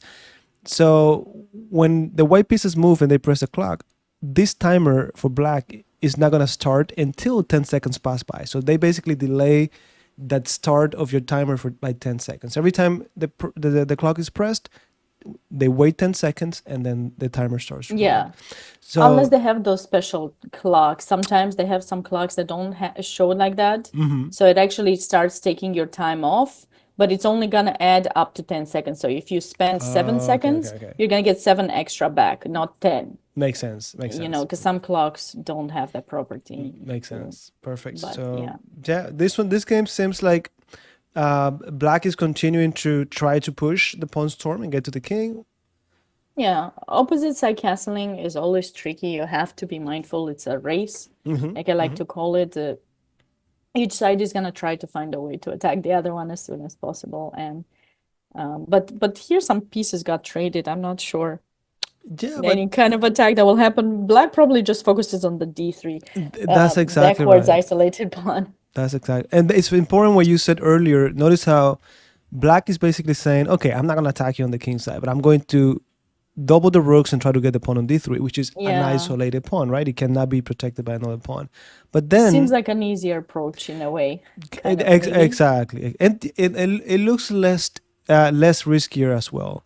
Mm-hmm. Now, after queen h5, you mentioned something in the other game how Black, instead of taking this weak pawn and giving this one back, they're saying, well, I'm gonna defend it, and I could take this pawn anytime I want. That's right. As Yeah. far as h7, I don't think white. And no, I think there's rook. There's a trapping of that queen, kind of, or maybe not yet. Maybe Queen not, h7, rook h4, and then queen queen g6. g6. Uh-huh. Rook. I think they find a Was way. not sure. They found it. Yeah, I saw it. I saw that way, and I was like, oh, But even if they do find a way, the truth is that they're opening up lines towards the white king. mm-hmm. And it's like inviting Black to, like, let's say this happened. We have Yes. rook h4. Like, let's say we get this far. But we might not need to go rook h4. You know what? Could we just push the g pawn and have rook h8 or something? Since that queen in Yeah, the center is so yeah. good, Yeah. maybe that's a way. Even better. Or at least Maybe not. even cooler. No, I like it. I like it. And then, Yeah, the engine does not like it so much, so that's why I like no, at least that bar. The bar is going. don't I'm kind of nervous don't worry about about the some bar. bishop. Don't worry about the bar. I'm worried about some bishop e3, rook e1, something. Getting my own queen, bishop in e7 hanging. Let's Yeah, try but to I to think make you can some always forcing moves. go rook h4. But my point is, don't. I know you hesitated when you saw the bar, but even if the computer tells me, "Hey, that move is not good," I like the fact that you're this close to making contact, and You then are, that's true, and yeah. then you But better be you good as white and not get in trouble. no, but you gotta be mindful of the tactics, right? Tactics is True, very true, important. true, true, true. Maybe rook takes d3. I think no, you made a great point. Queen e5 is the right approach in that position. The queen protects the pawn in f5. There we go. That's an important pawn. You don't care about h7. Feel free to take it. I'd rather give h7 for d3 than give f5. Exactly. And that's it. This is what we are at right now. Rook Rook h5 h4. was played, right? Yep, rook Rook h4. h4, sorry. And I guess Black is back in business with g5, g4, and just trying to expose the king. But could you go back instead? Rook h4 was g6 an option, and if queen takes h7, rook h8, was that something that black would have done here, or is yeah g6 here? I'm trying to see. You say, and if they take, then rook h8. That's what I was thinking. Yeah, I'm trying to. What I don't like is that this is there in the air. sacrifice? This is in the air, and Yeah, but no, it has to be good for. It has to be good for is rook for e1 Black. something to worry? Maybe rook e1. Robert, In rook between rook move. a to e1. Yeah, Yeah, that way they don't have and to that's check. not. Yeah, if you take, then I go queen takes h8 check, and then no, No, they don't like that. that's not it. Okay, then f4. oh maybe f4, queen f6. Queen f6. Interesting. There's a move that Okay, weird here. Maybe queen takes maybe g6. it's just taking the pawn. Maybe Yeah, it's just my the obvious. white is just like free pawn. Thank you. We'll just get it. Why not? It's just Okay. that you were like the tactics are important. We're looking for tactics, and maybe Yeah, we're looking. Yeah, I know. Okay, I guess that free pawn. yeah, Okay, that was the reason. Because normally you would want this. Normally you would want to give both pawns. You could just say take them white because now I'm just bringing my two rooks. I have some sacrifices. Rook h3, rook coming on the g file mate. So, but it's I not that wonder. easy. Do we have rook g4 now? What's going on here? That was kind of something I was thinking about when I said it because I wanted to to go for that mate, but I have the feeling that They don't have to take, there are a of couple course. of moves like even queen takes g4 and bishop c3 is something that That's true. white could do if you go rook g4 maybe, or bishop c3 direct. Oh, Yeah, they Wow, don't. I'm No, blundering too no, much. because the thing is they just take here. Yeah, but I'm up on exchange though. No, you're right. You're No, right. they maybe they just move the queen somewhere and then maybe queen Yeah, g5 yeah. or Good. No, yeah, or h5 and yeah, yeah, because now they'll it's stay with not extra material. exactly. It's not queen versus two rooks. It's queen and bishop versus two rooks. Yeah, yeah, Yeah. yeah, yeah, yeah.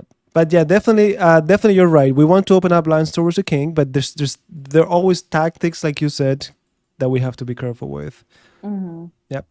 So But yeah, yeah, rook g4, what do yeah, bishop c3 directly probably or something. Or just move the queen. yeah, and then queen f3 was played. Now I wouldn't be surprised if we see some g5, g4 in the air. It has to be in the air. Yeah, I like those Yeah. ideas, If this pawn gets definitely. to g4, the same thing. Like it has to be very comfortable for us. Okay, so this is board number 3. Mm-hmm. Now Did you want to go to some where we got some bars? let me see. Let me see. Some bars. So maybe let's go to board number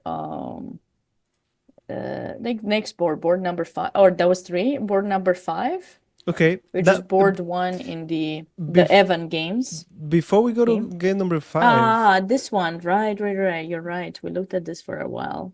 Yeah, so we wanted to play. We ended up saying, maybe queen e4 is a move. We talked about queen a3. Yes. So they played queen b5, and it seems like they want to go for Uh-huh. the b7 pawn, creating some weaknesses. Rook Okay. b8, activate the rooks. There you go. That's all it comes down to. So Keep knight putting takes e5 pressure. was not possible after queen b5? I guess. I guess we're happy to take here, and there's some ideas with queen b7 to hitting the rook.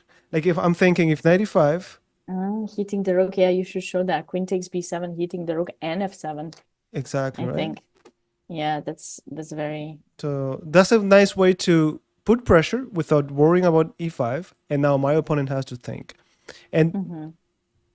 rook b8, yeah, rook c1 is in the air, so we could even take on c6. They're saying nope, queen c5, protecting the knight. And somehow they got to what you wanted, which is put the queen on this diagonal. So g6, this is their way to castle by foot. Remember, if you cannot castle for whatever reason, you always have the option to just do it by foot by just walking the king over. Mm-hmm.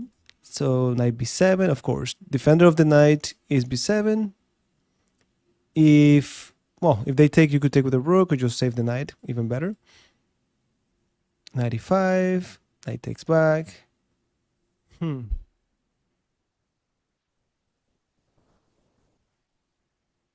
Definitely, I don't want to trade pieces here because I'm attacking as the white pieces, and that king is still in the center. I don't know about this check. And we have international arbiter Chris Bird joining us on the stream. Chris was Hello, he's hello. a very famous and very nice international arbiter.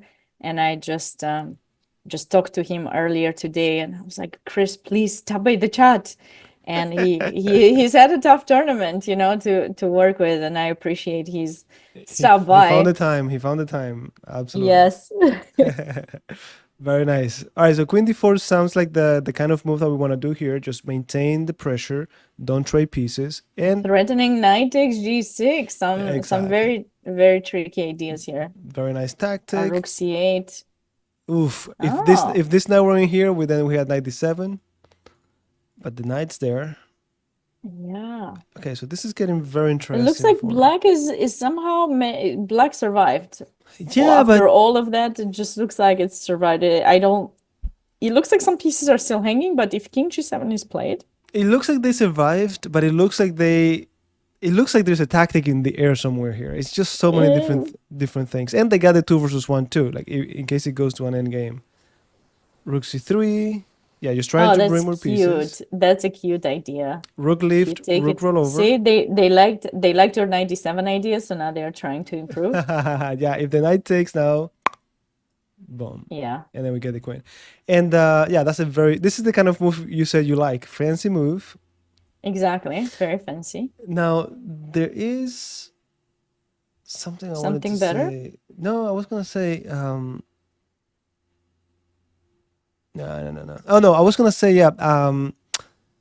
a lot of us, we're gonna feel tempted to just play rook c8, but we gotta realize that after king g8 and we trade, it just does nothing for us.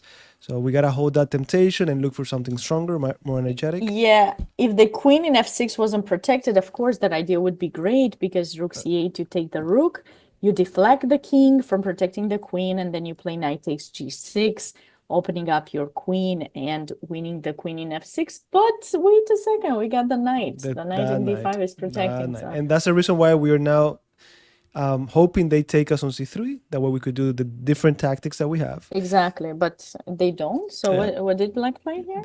Black just kept pushing the king to g8, which is very interesting. And now rook f3 is coming, right? That's it. That's it. That's it? No. No, I mean that The said in rook is this. there, but No, I mean that said in the sense that it was very easy for white to bring another attacker to the game, and it's gonna be very painful now. And you can see it in on the clocks.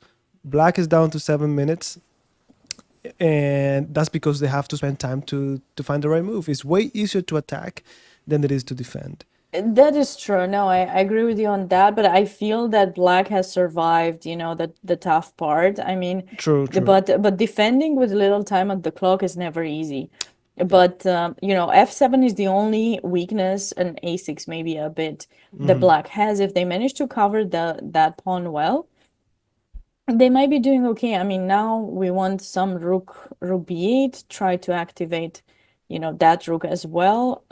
Then bring the king back to g8 to cover f7. Correct. I think I would give you that pawn to take b2. I'm okay with that trade. Oh, okay, wait. I don't know about f6. Like we both said, defending is not so easy here. It's very easy to ruin it when you're defending 100%. Exactly. Yeah, it's much easier to Yeah. to mess up when you're defending than when you're attacking. But it's okay, attacks. I've seen a lot of people mess up attacks, unfortunately. Exactly. There you go. So 93, we defend, we open up to attack, and the more they push these pawns, the more weaknesses they're gonna create. So I'm trying. Yeah, I like that they're defending with the piece instead of by pushing the pawn. Of course, they can't because this falls. Also, you don't want to defend with this rook because then you're pinning yourself. Maybe there's nothing right now, but you never know in the future. Rook b6, a3. I wonder, what is a3 for? Is it to control the b4 square? Is that what we're trying to look Maybe for? no, I think he wants to play b4. Can we just play it right now? What am I missing here? Yeah, I don't know why he didn't play it. No, I mean, But it could be that they want to put it in motion, but at the same time, they sort of want to wait. So that's a possibility, especially since their opponent is low on time. It's like, okay, a3, what are you going to do now? Show me. There we go, rook e8. Before, okay, yeah, you were see, right. I think they just didn't realize that b4 was possible immediately, I think. Exactly. Queen d7. And white to move. Now, this is a very, like you said, they survived, but it's a very comfortable position for white to be in. Up on the Yeah, clock. now I like it more because f6 was played and now there's e6 that's weak. Although, so the problem is, you see, when you have a knight in the center that's supported by a pawn, if it's a pawn chain, you have to be mindful how you push it, because pushing one pawn distracts the chain, like gets rid of it, and then you need to move on the knight from there because the pawn that's not part of the chain anymore is going to become weak. So you have to create a new chain which will change the outpost for your knight. And you will need a few moves to it takes time to reroute it. Yeah, exactly. So that's something that I'm not so happy about what black did here after they saved the game for some time. But okay, yeah. well, we'll have to come back to this game. I feel that a couple of interesting things happen on board 2 in the K-12. So I wanted us to go back to that game for a moment. Oof, this is the one where the rooks wanted to get in and black didn't want to open up the position, right? Yes. And suddenly what happened? Looks like king c6, we said, might not have been the right place to.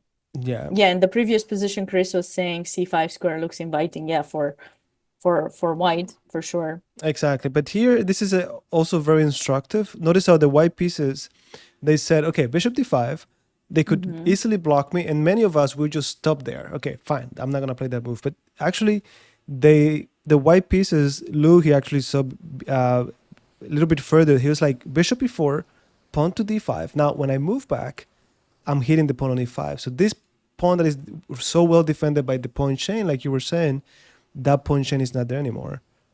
So boom, go back, give me the pawn.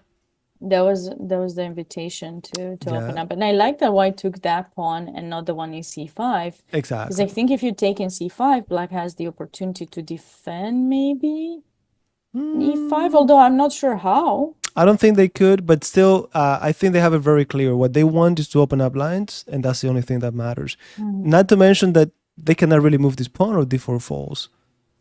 So there's time. Well, there's the g3 and then What do you right, mean? because What do you mean g3? you said that pawn cannot be moved because there's still the rook in f4, so white would play Ah, g3 you're right. then. You're right. You're right. No, no, you're right. You're right. Didn't see it. Didn't see it. Welcome to my life, Sabina, as a chess player. It's okay. So rook e8, then 96. Yeah, the rook is already there. It's gonna be very annoying now. B takes e5. They cannot take with the king, of course, or this falls. So they have to take back with the knight. And that's it. That's a rook. Be annoying. If you have it, use it. And now it's black to move. Now, with that said, we all know Yeah. the clock is another piece, and white has only 4 minutes with delay. Yeah.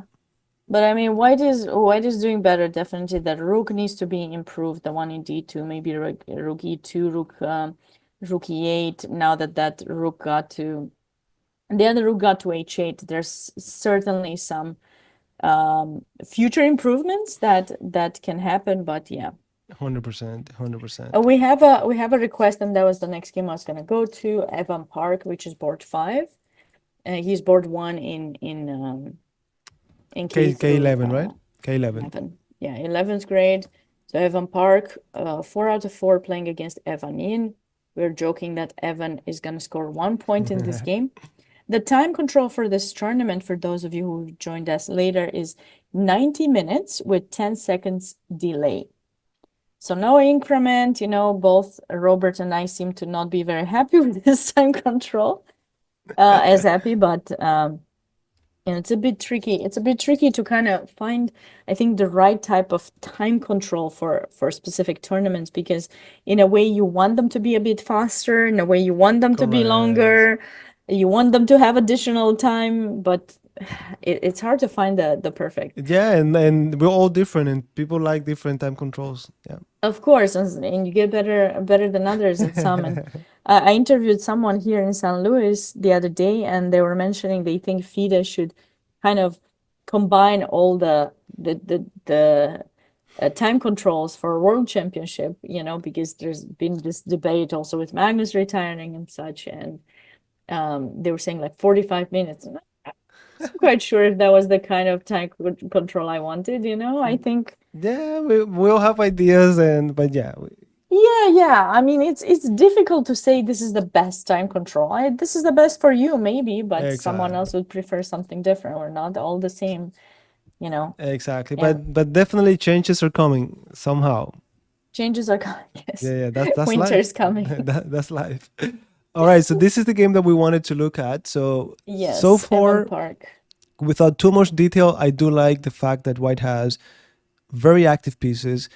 2 rooks are in the open files. The queen is pretty well activated.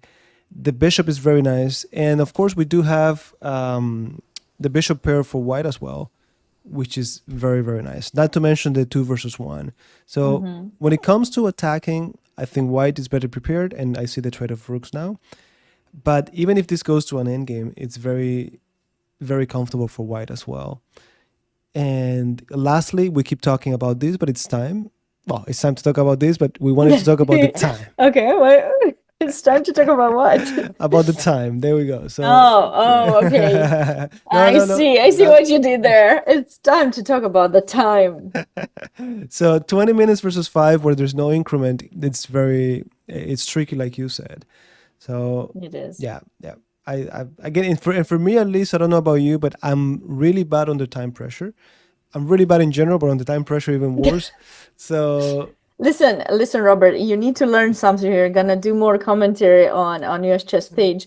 It's about being positive, okay? No negative no, but you have to be comments about realistic. yourself. You have to be realistic. No, but it's good that you know that. If you know yourself, then okay, be careful not to get too much into time pressure. And that's actually something that Yeah. changed my game. I used to have many times I'll be doing better, I have a good position, and then I'll blow it in the time pressure. So I learned to, at some point, allocate a certain amount of time for critical moments, for example, and just make sure that I always had some time to get to that end game. Especially if you don't have the increment, it could be very tricky. So But everything you said is great, but in theory is one thing, but when you have to put it into that is practice, true. That Robert, is true. That is true. it's very difficult. And what is a critical moment, people can ask. And it's always been difficult for me to explain it because I think, to Well, me, to go ahead. me, there's so many, but when you ask, for example, some top or super grandmaster, they would tell you, "Oh, this is a critical moment," and you're just looking like, "Really?" Because I thought 2 moves ago it was, but yeah, I feel like it's just these moments where clearly some decision needs to be made, and that's the moment where you have Exactly. to Exactly. to secure some moments to think about it. So you need time, but it's much easier said than done That in is some the key. cases. That is the key point. Is like, for example, I try to calculate, like, when I do training before a tournament. I try to set up a position and just calculate or do whatever I want to do with it. And I try to have a timer and then say Mm-hmm. allocate 7 minutes or 8 minutes. And then I'm Mm-hmm. thinking, when I go to a tournament, if I'm in a critical moment, just give it 7 to 8 minutes. And then you get to the tournament game, you the 8 minutes pass by and you're like, let me give myself another 5 minutes. And that's the difficult part. Like, you're not gonna stick to it, but at least it gives you some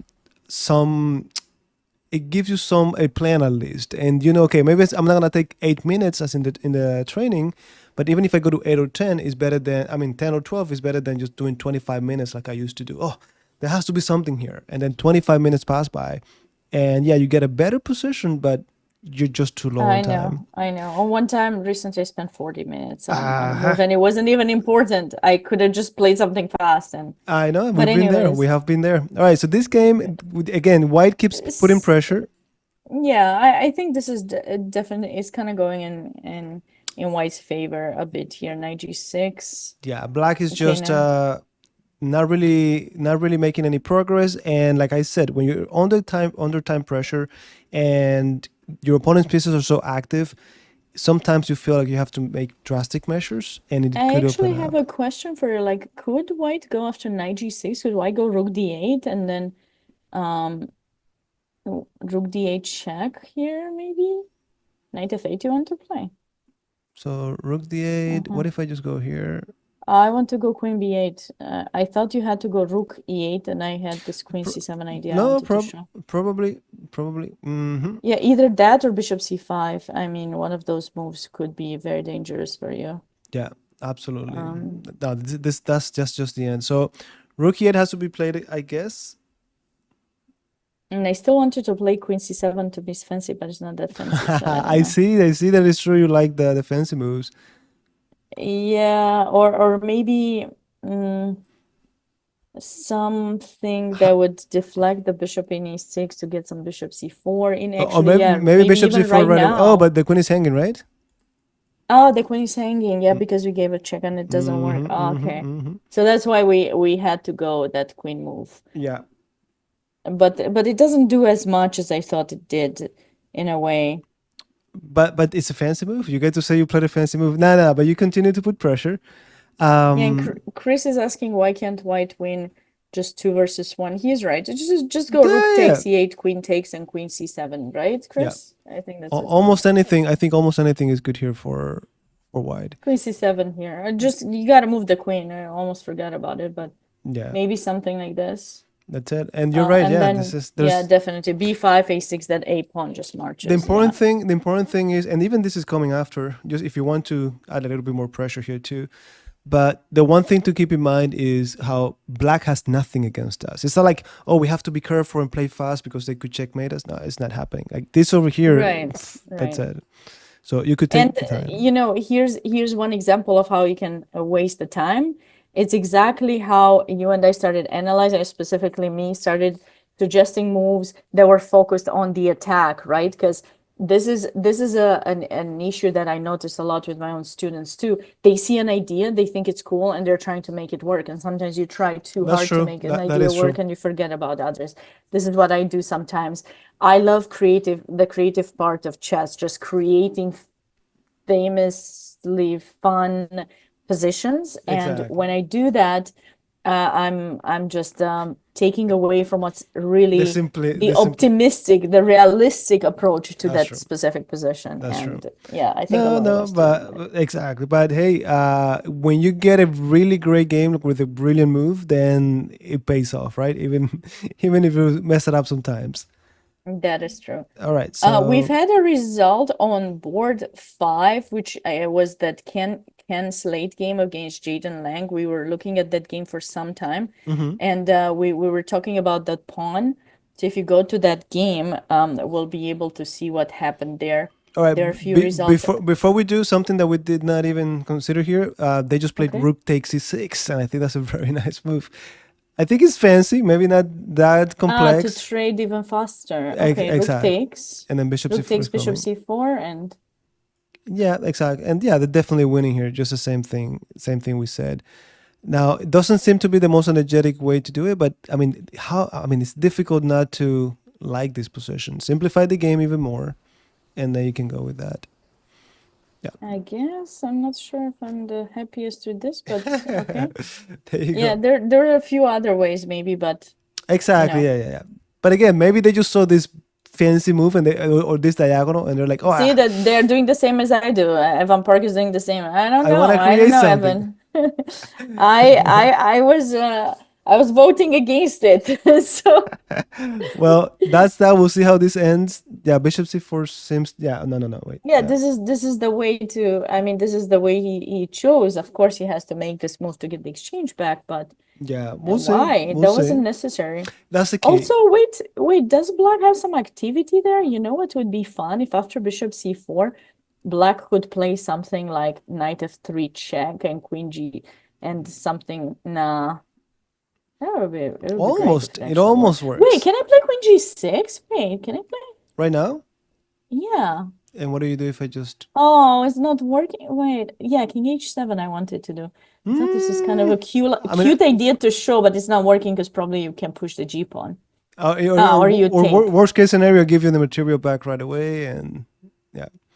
Yeah, but I still have knight f3. I mean, it's tricky, but this would have been a nice idea, if you didn't have no g2 as well. There you are again, trying to make a piece, an artwork here, but Yeah, I no, try. no, I very try. nice. Okay, so what was the other board that you wanted us to go to? Yeah, board number 6. Board number 6. Ah, Ken Slate against Jaden yeah, we were looking at this game, Lang. 100%, and yeah, this is the one where they had the knight on d6.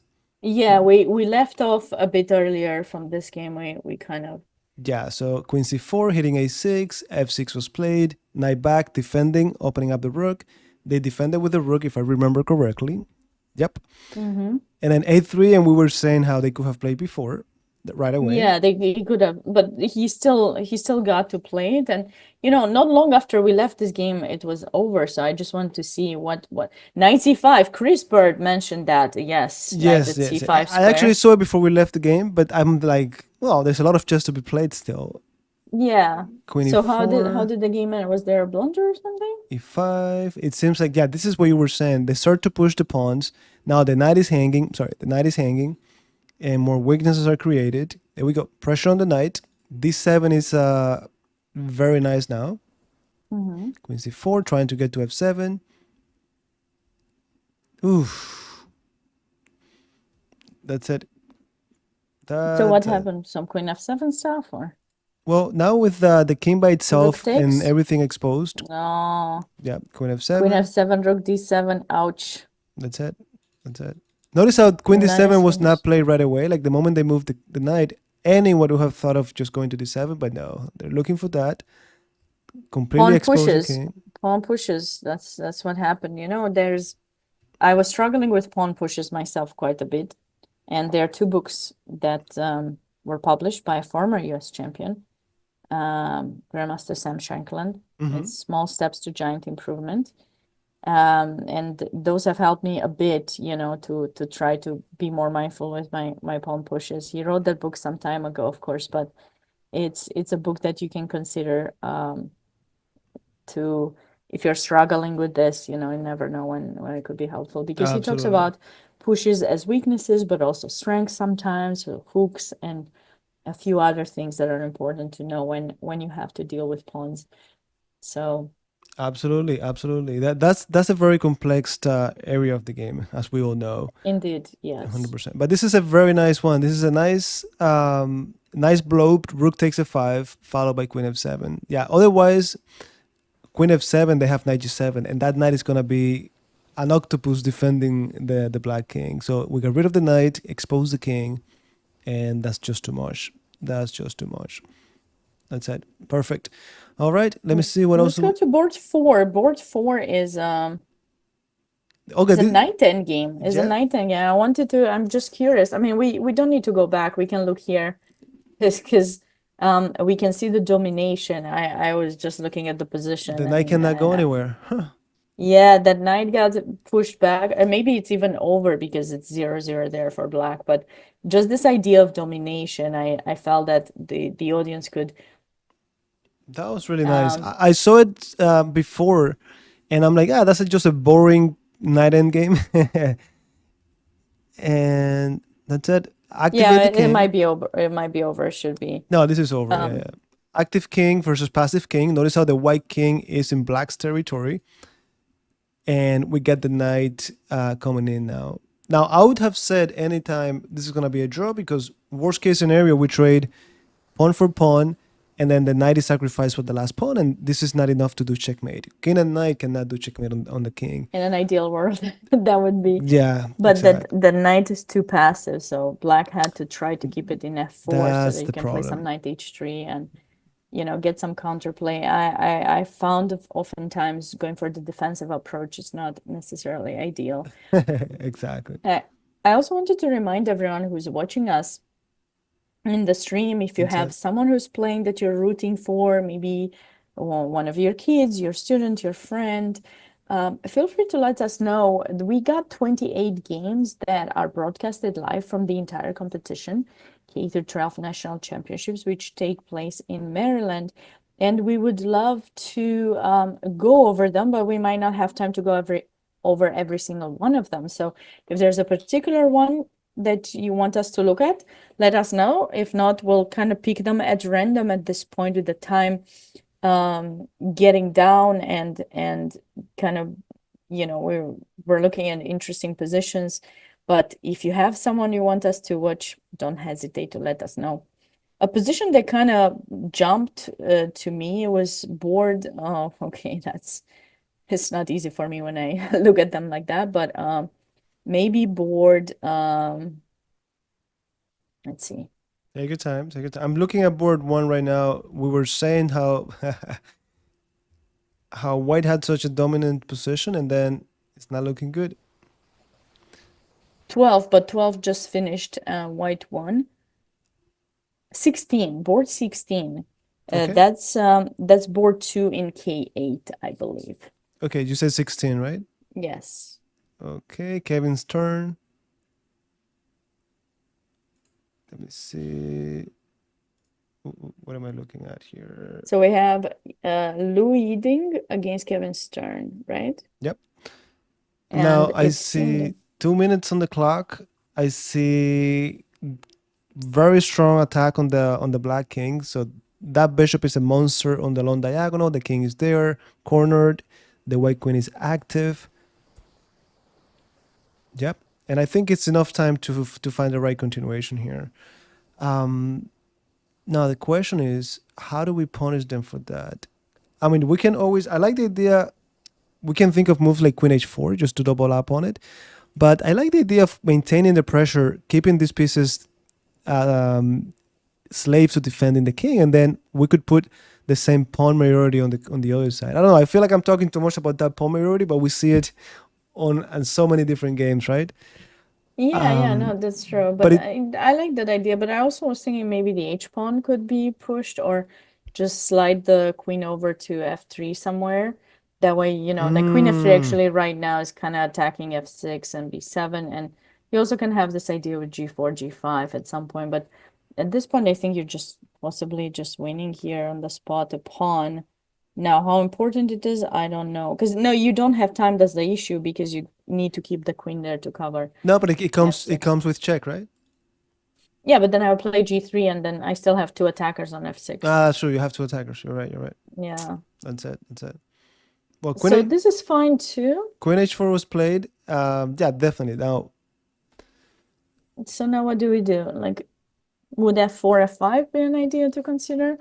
Because if you get rid of the knight, then you'll have Queen G5 as he wanted no, to I check. think they're gonna Okay. have to end up doing what you said. Just bring the H pawn, and Queen H4 was not a big deal because you can always go back to where you had, right? Exactly. Yeah, yeah, yeah.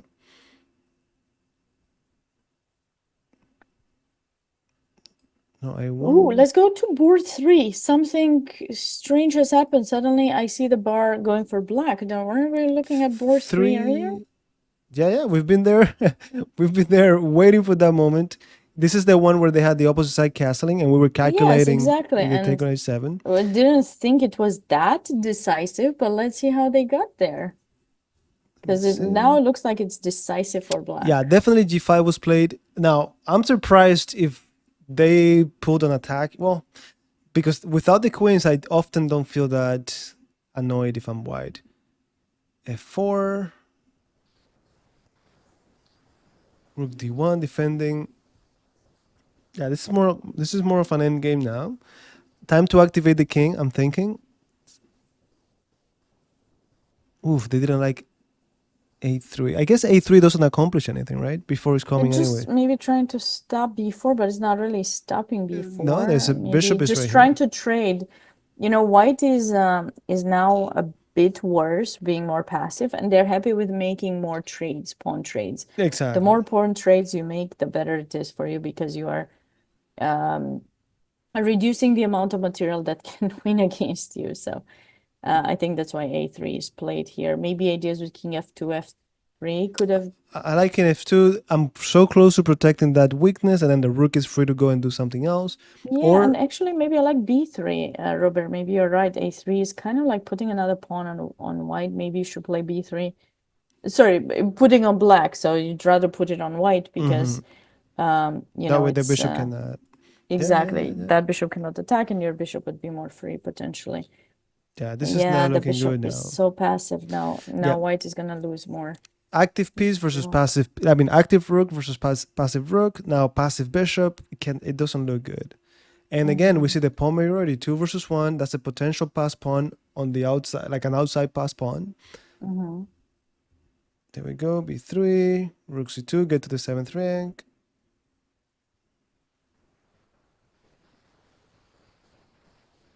Yeah, it's just that again. I maybe I'm traumatized by being those times when I have been passive and then I get in trouble. But yeah, Mm-hmm. active rook, passive rook, it cannot be good.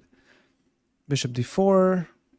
That's it. There's no rush. The pass pawn is coming. It's too many elements now. There you go. Yeah. You remember the other position where the A pawn was going? Here's the B pawn for black. The other Exactly. one was the A pawn for white. Yeah, and this is And just the last. it's happening. This is a last resource here, just going for those checks. But that's it. And Everyone now, knows. Yeah, yeah, after rook f2 is just gonna be some loss of material yeah, and black is winning. yeah, So this game will be decided very soon, unless maybe it was already decided. Let's go back and yeah. That's catch up it. with board 1. Robert, board 1, it seems that black is on his way to win. When we left off, we didn't like the bishop in h8. So how was he able to free it up? Let's see, Well, because I gotta tell you, what I didn't realize back then is that this happened because they white actually sacrificed an exchange here to yeah, to I don't def, know to why. deflect the queen from defending f6. Yeah, yeah, yeah. But I mean, I don't know how important that could have been because I felt that the bishop was took. Oh, because you see, he played the bishop in g. Oh, he had to do that? I don't think he. I don't. Yeah. Well, Could bishop I like h6 bishop maybe? a6, and the rook has to move, and yeah, But could but no, yeah. yeah. But regardless, I think once they play on d5, and black is doing the right thing, of course, they cannot do anything on the king side. Well, I'm gonna open up the position and attack you on the other side. I feel that h6 could have been interesting too, but yeah. Bishop After a6. d, yeah, no, h6 for black to try to deflect the bishop to take f6, but maybe white wouldn't have taken. Yeah, But no, I'm and not the sure rook. d5 was the best here for black. Yeah, 100%. Can't we take in On e5. e5? Yeah, knight takes e5. Knight takes e5. Yeah. I thought for a moment it was okay because now rook e8. Maybe d4 or Oh yeah, you don't have to move the knight. You don't have to move no, the knight. no. Yeah, that makes Even, sense. after protected, what I want to do is maybe queen h4 and then knight takes f7. So I try to actually take advantage of, the fact that h7 is also weak. That makes sense. Just, yeah. That makes sense. Yep, 100%. So yeah, d5, not. But 93 was definitely not the way to. Yeah, they didn't take on e5. That's it. Yeah. And somehow, I guess by not taking, white has allowed black to just, in a few Space. moves free up. Yeah, Yeah, get some space, free up the bishop in h8, and let's see, let's catch up with. exactly. And it's important to point out how the clock. That's what it is. Probably white didn't have the time to calculate what happens here, and they just went 93, queen d3. Give me that. Queen e3. No, I'm not gonna trade. And now the rook is coming down. Yeah, but you see, yeah. Black's rook now, both of the rooks can get activated, and the d pawn didn't push.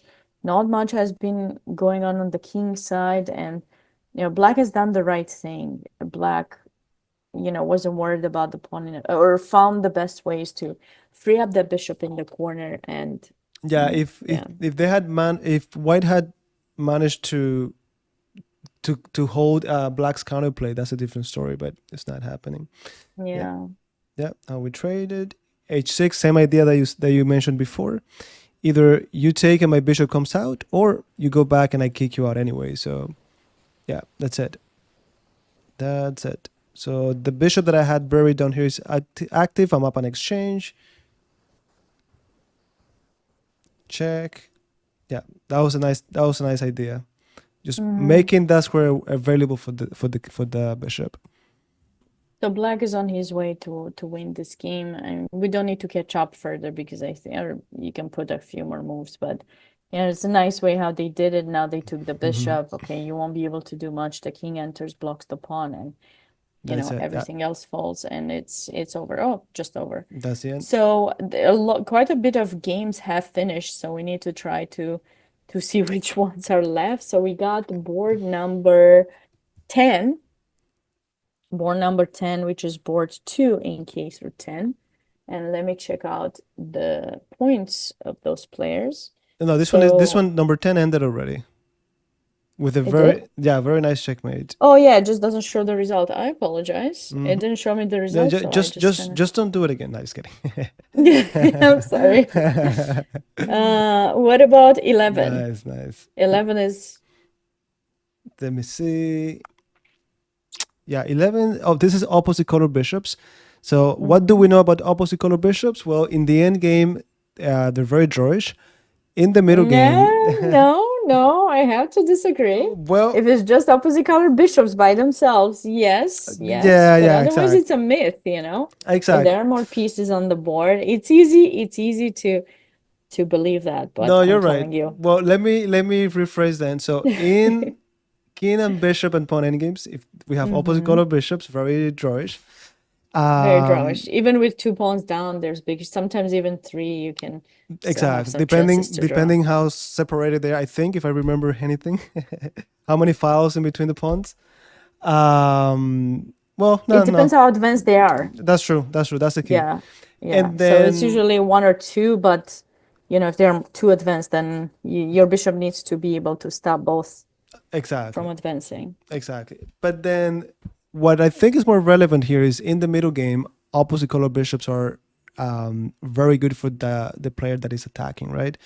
In this case, I don't think there's a lot of room for an attack here. Just two major pieces and the bishop. Everything seems to be very well coordinated. There is a pass pawn, but it's an isolated pawn at the end of the day. I don't think it's gonna go that far. Yeah, and it's just liquidating. So Right. And this was that board, so board 3 in the K10 championship where Abiram Poturi is playing against Chloe Gao. Chloe is the player who's the higher rated one, 2107, and Abiram only 2084. So Chloe is probably, trying to win this, but it's going to be difficult. I mean, it is white that has the pass pawn further away, and she doesn't have that much time. So, and actually, there's some famous games with queens on the board, queens and opposite color bishops. It's, I think, a Karpov Kasparov game or Kasparov Karpov, where you're able to coordinate well your queen and bishop, and there are rooks on the board too. So those kind of helped white in that particular game to kind of have some attack. But here, I think it's going to be very difficult unless one of the players blunders. I think this of will course, yeah. probably end This in should a be draw. a draw. Should be a draw. It's just that there's like, for example, this thread right here. I don't think that black could do much without worrying about that thread. Yeah. Yeah. Now if they trade, this should be a draw, right? Yeah, so black is gonna try to create some mating nets, but I just don't know how because yeah, f7 is saying you can't just go queen e1 to go some queen g1. No, you're gonna get mated yourself. So you need to be cautious about f7. And this is actually interesting too because you mentioned Chloe being not only the higher rated but also maybe more experienced. Maybe she feels the pressure to push and try to collect, and this is where we make a lot of mistakes. I've seen a lot of people trying to push, even though they know it's a draw, but they push and then they get themselves in trouble. So That's true. something to Yeah. keep in pressure, something to keep in mind.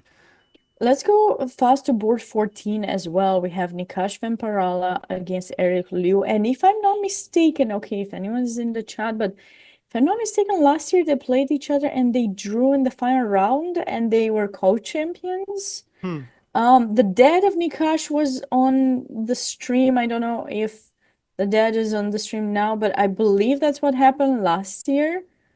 Or last national championship, but let's see now. No, it definitely was last year. It was these two players, but they played in the final round or the round before. So what do we think about this position? Well, we at least what I know is that queen endgames are very complex. Now I Yes, don't like the black king being so brave up there, surrounded by so many pawns. There could be some mating ideas. that's true. And white is up a pawn. Is the third time. Yeah, yeah. I remember, Stephen. Okay, you were there. So they did draw, right? It was last year I was doing commentary in, or no, it wasn't last year. It was this year in Atlanta. It was this year in Atlanta. So there was the technically the spring, you could say. K K through 8 championship, I think maybe. Now they're in ninth grade, or wait, which board is this? Yeah, they're in ninth grade now, so they're third board or ninth grade. But it was in K through 8 championships. Now they're not 1 year older, but they're technically in the next grade, right? Because this was in April and now we are in December. So I know that was yeah, these players have played each other. I see their ratings have changed, but I definitely have seen this matchup and they drew in that one. So now Nikash is or Nikash had some chances to win in that one, but he didn't. But okay, let's see. Are we gonna see some change? With 3 seconds on delay now? Yeah, that's not good. 3 seconds on delay, but looks like at least according to that bar on the left, it looks like Nikash blundered with that last move. But so He there got could it be some again. improvement. Is Queen D4 a thing? Yeah, Robert, do you think Queen D4 could help White have some chances? yeah, but the thing is, can you mean queen d5? Oh, sorry. Yes, I apologize. Queen d5. Yes. I think yes, but can you find it under time pressure and knowing that you don't have an increment, right? Yeah. I don't know. And I mean, for us, it's so obvious. It's like, come on, Nikash, how Yeah, can you not do find that. Queen D5? But what about Queen h6? Woof, I don't like it. Oh, it's not Queen d5. No, Queen f8 check maybe. Queen f8. Oh no, Queen f8. No, but then we have Queen f5, right? Yeah, yeah, yeah. And What is it? this pawn is always. No, I guess they. No, it's not Queen. What's the move the black plays? Is it Queen Oh no, c7 to have some Queen g3? wait. How bad is it if they? No, no, no, no, no, no. Of course, No, yeah, no, no. that. But Queen c7, maybe Queen c7 to have some checks. No, yeah. Let's not even talk. Well, that engine is silly. I mean, Forget no, about it. Queen A3, no, right? Ah, Queen e3 even better. Yeah. Yeah, King and they f4. King and f4, Queen e3, and then King f5, Queen g5, and you take. Oh, you got to be careful. Maybe even mate. Yeah, yeah, yeah. yeah, yeah. Yeah. Now, Okay, now so. they go to the other. He gets on the other side of the fence, right? Now, Mm-hmm. with Was queen takes h6 an option also or no? Oh, he played queen e4. Ooh, that's a nice yeah, move. I like king e4. This probably still allows that idea with queen h3 or something. exactly. And now you have to be careful Yeah. if you go to F4. But I can go to e4. Maybe queen takes e4 after queen h6. But I liked Nikash's move. Look at that. King e4, centralizing the king on a square where the queen cannot check it. And now he got that pawn. Oh my goodness, he's got a second pawn. And now he has to be careful for checks, but if he manages to dodge the checks, it's gonna happen. Nikash will finally have won against Eric that I remember. Because I don't remember No. all of the games, but pretty sure they drew last time. Right, Steven? If you're in the chat, let me know. I feel like the dead of Nikash or Nikash himself will come after this game on stream and let us know if they win or even if not. We actually don't have that many games remaining. Robert, there's this game, which we're gonna stay with this game right now. Absolutely. And then there's one more game that's also Queen Endgame. It's Oh man. about to be traded and it's gonna be a draw. Are you sure it's not the same what? one? No, it's No, no, no, no, no. It's board 26. Board 26. So It just got into that's a third grade, right? K3. yeah, K3 first board. So actually, that's a really about to get to the draw. I mean, if you want to show it for a second, you can, but yeah. No, I want to stay on this one because this is definitely a very interesting end game, and it could be very instructive. I guess it's all about not. I mean, getting away from the checks for white, of course. Sorry, I was just checking that game just ended in a draw. So this is the final game remaining right now. Here we go. That is live.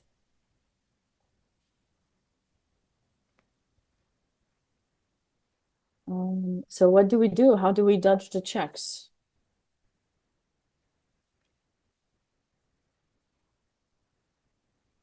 And I also wanted to check just to confirm because we made yeah, so tomorrow, by the way, for everyone to know, round 6 starts at 9 a.m.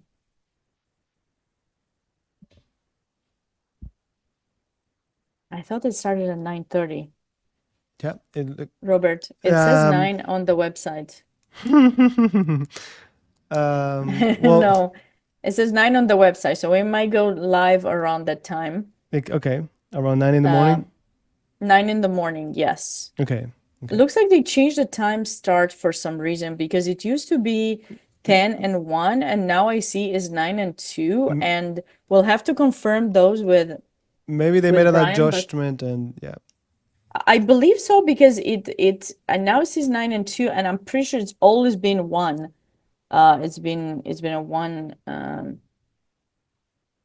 1 p.m. the last round. Well, we'll make an announcement anyways on social media, so just follow us. Yeah, be sure to follow your stress. I will make. Oh, what happened? Yeah, this game was already. It looks like white won. Maybe on time. Yeah, just on time. just on time. Wow, this must be a huge win for Nikash because I'm telling you, Robert, I've commented on these two guys playing against each other. It's kind of sometimes hard for me, when I do commentary and I cannot put a name to the face. It's much harder for me to remember what was the game exactly, but I believe I've seen the two players when they went for the closing ceremony because they were co-champions, and I saw them on the stage, walking to the No, stage of because at course, the of time I course. was in Atlanta. But here, wow, I mean, this is a big win for Nikash for sure. And considering the standings in that championship, and actually you can bring them up yourself too if you want, because Absolutely, absolutely. so that's ninth grade. So and you can Now keep let me that go and I'll to. You said ninth grade, right? yes. So ninth grade. So we had basically Wang won his game against Ethan Liu.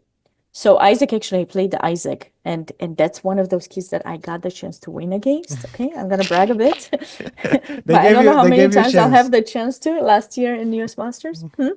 They gave you a chance to brag about it. It So gave me a that chance, yeah, but I know that face. I know who that is. Then we have Will Morehouse. I think Will has come on stream before for US Chess, and Nikash. So the three players, the first, the top three boards were important Mm-hmm. because Mm-hmm. all of those players, besides Eric, actually Eric Liu might not be very happy because he was on 3.5, and losing this game kind of takes him out of contention from winning the event. And I believe he was the highest rated, so this is gonna be tough, but we'll see if he manages to come back in this tournament. Oh, that's definitely really tough for him. Exactly. A few rounds still to go. I see